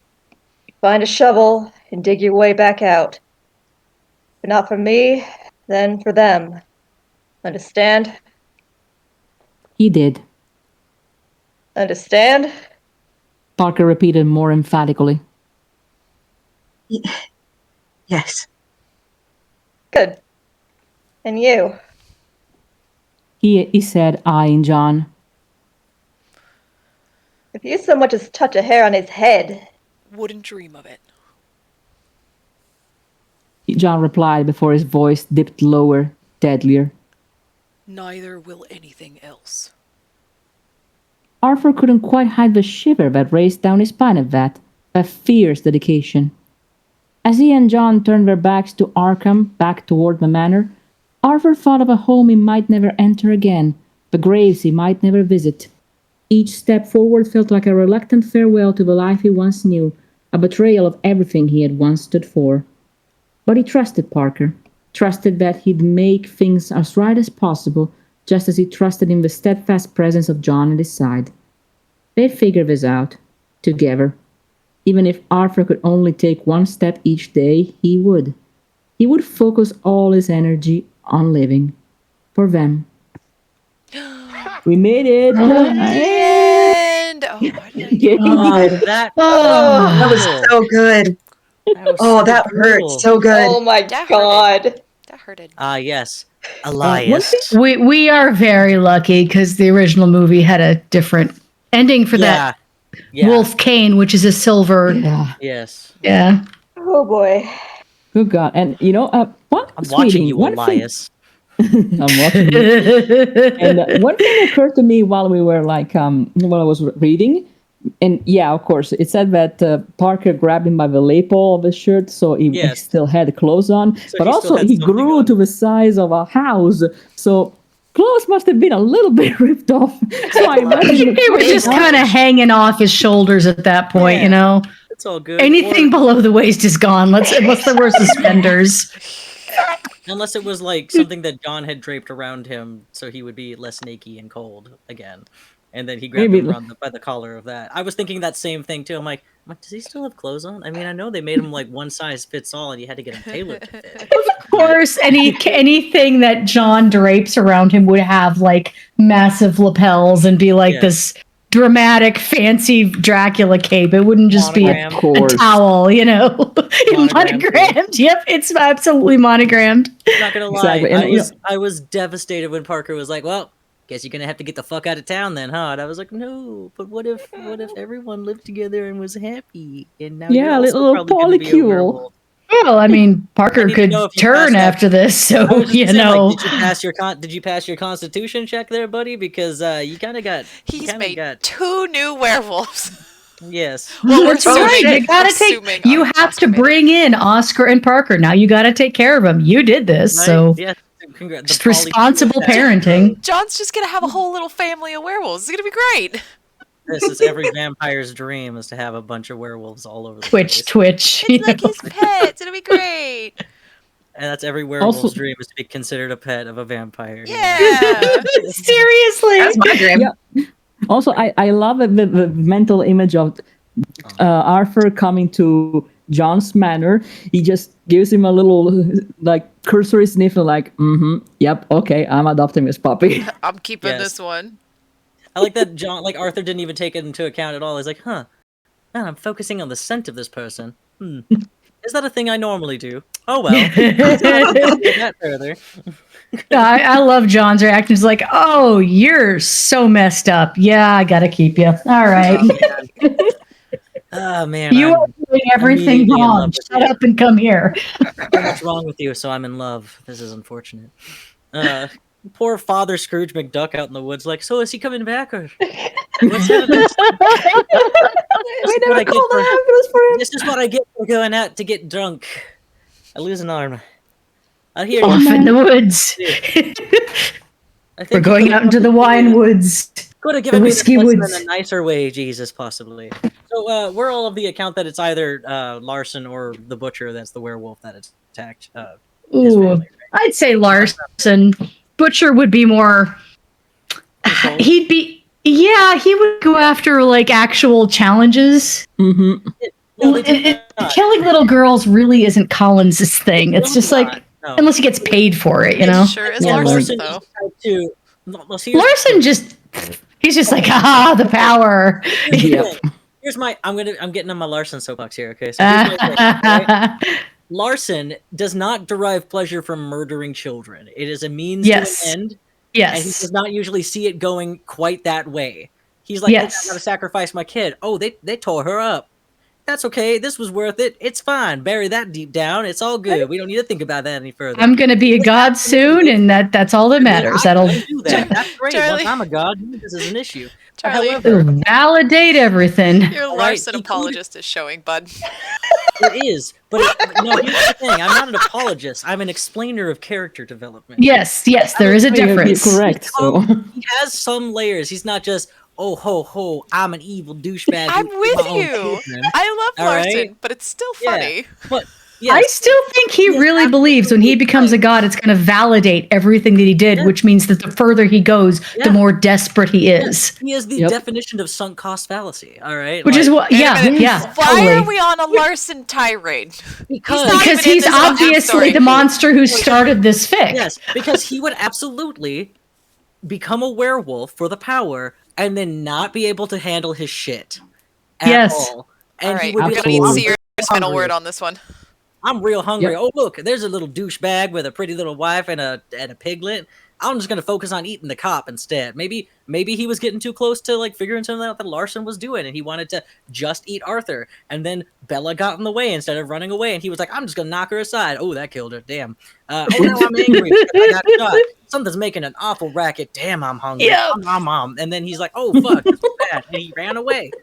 I like how And- you just wrote Yeah. the whole backstory. Yeah, That's great. he That's it. That's literally like just theory. fucked off. He Yeah. did. Notice there haven't been a spate of murders. Like Yeah. he just went, He- shit, he they're never angrily- going to catch me, and took Yeah, off he to Boston or something. I mean, he also didn't like eat Bella or like Faro. He just Yeah, like he hit them. He hurt them enough that they died because he was a fucking giant werewolf and they were humans. You know. this, yeah. And then This he is just why dragged- Kane hates him. He's like, you killed him and you didn't even eat them. You What's wrong couldn't with you? You couldn't even wrap them in the 15 spices that the Colonel came up with, buddy. I mean, come on. you're gonna put them in a Tupperware for later?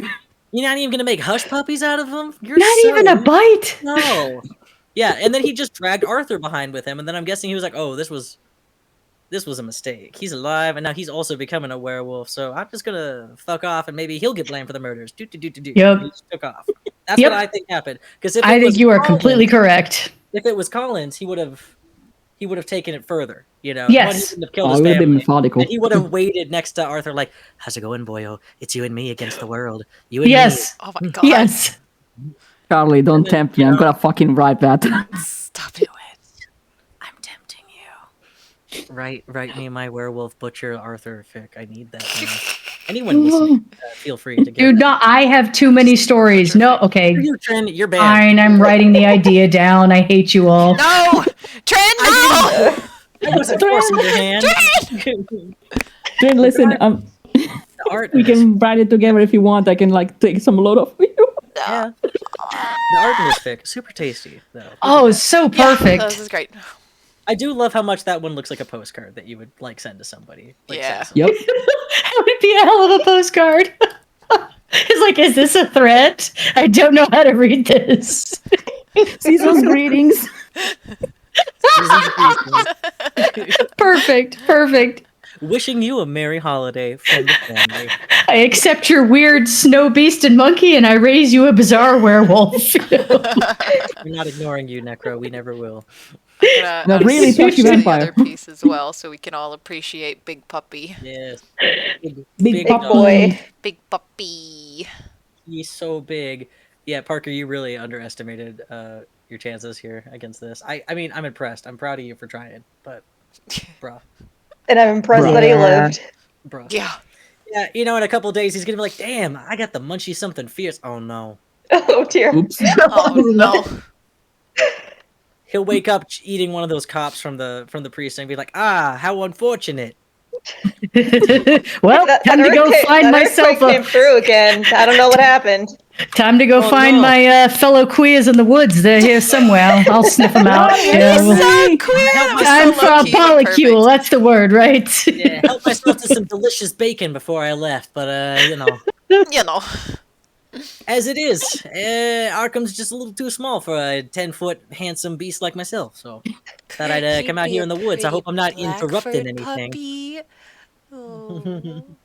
Oh my god! And you know, when he was saying goodbye to Arthur, just been trusting him in the care of John, you know, but he was like, well, I mean, I was hoping I'd have a shot now that he's a widower, but I guess not. I think it's Too really soon. funny that Parker is always gay. I don't care who Always writes it. Like, That's I canon, appreciate yeah. that. he It's a bought him a requirement. piano. Come on, Yeah. man. He like, let's work together. That Hey, man let's is gay. live together. And Such a We're- great friend. we're Parker Yang. Isn't it great that you keep your stuff here in my apartment? Hmm? Yeah. oh my god, yeah, that was subtle. All right, wink, wink. Meanwhile, Arthur's just like, yes, no, it's very convenient for when I forget my clothes. Yep. Yeah, it sure is. Yeah, okay. Hmm? Fucking Cute. Have you any- Parker will be beating his head against the desk. so lucky you're cute. So lucky. Yes. Yes. That is like the essence of every interaction with Arthur is you are lucky you're cute. Just You're so lucky you're cute. Oh, knife, stop it. Oh, that was a great fan fiction for. And was it great. stayed That's good. And you know pretty what? much in That's line. so We really good. didn't go that far over, so. No, I mean, no, that we was didn't. pretty good. We did a good job. Yeah, we did a lot of reviewing, critiquing, commentary, and which is what everyone else should do on this fic. Yes. Yeah. Go Well, complain kudos about your on it. emotional devastation Do that this right fic now. inflicted on you. Yes, please. Kudos, comments. Subscribe. Very important. Absolutely. All right. And you know, one thing that I appreciate about the story itself and the way it was written is that this is our first work. I understand.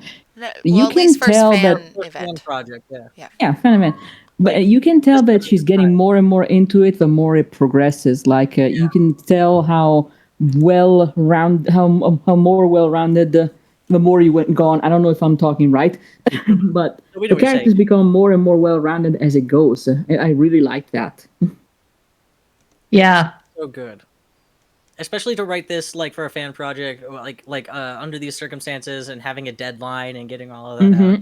Really With excellent job. speaking from experience, a trope you may never have done before. Yeah. It's a Yep. fun challenge. Yes. Absolutely, It really And is. she nailed it. Yes. 100%. Okay.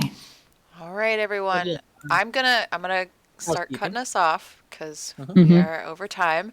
I have put up on the stream the link tree to Black Market Voices. So if you would like to hear other things we have done, there are options there. We also do promotions for our material on pretty much every social media you could ever imagine. So please check us out. We would appreciate that. We will be back tomorrow night at the same time at 7 p.m. We are moving into our review days because these fics coming up are either too long or too nasty to do in their I'm entirety. sorry. Not really sorry. I'm not sorry either. So just be aware, we Beaver. will be warning at the beginning of these for any sort of major tags, especially when we get into the not safe for work sections. But we will be reading excerpts live. These will be read beforehand, and we will be most heavily focusing on reviewing different sections that we enjoyed. So you will see a bunch of us back here. Thank you all so much for coming. We appreciate it. We hope you enjoyed.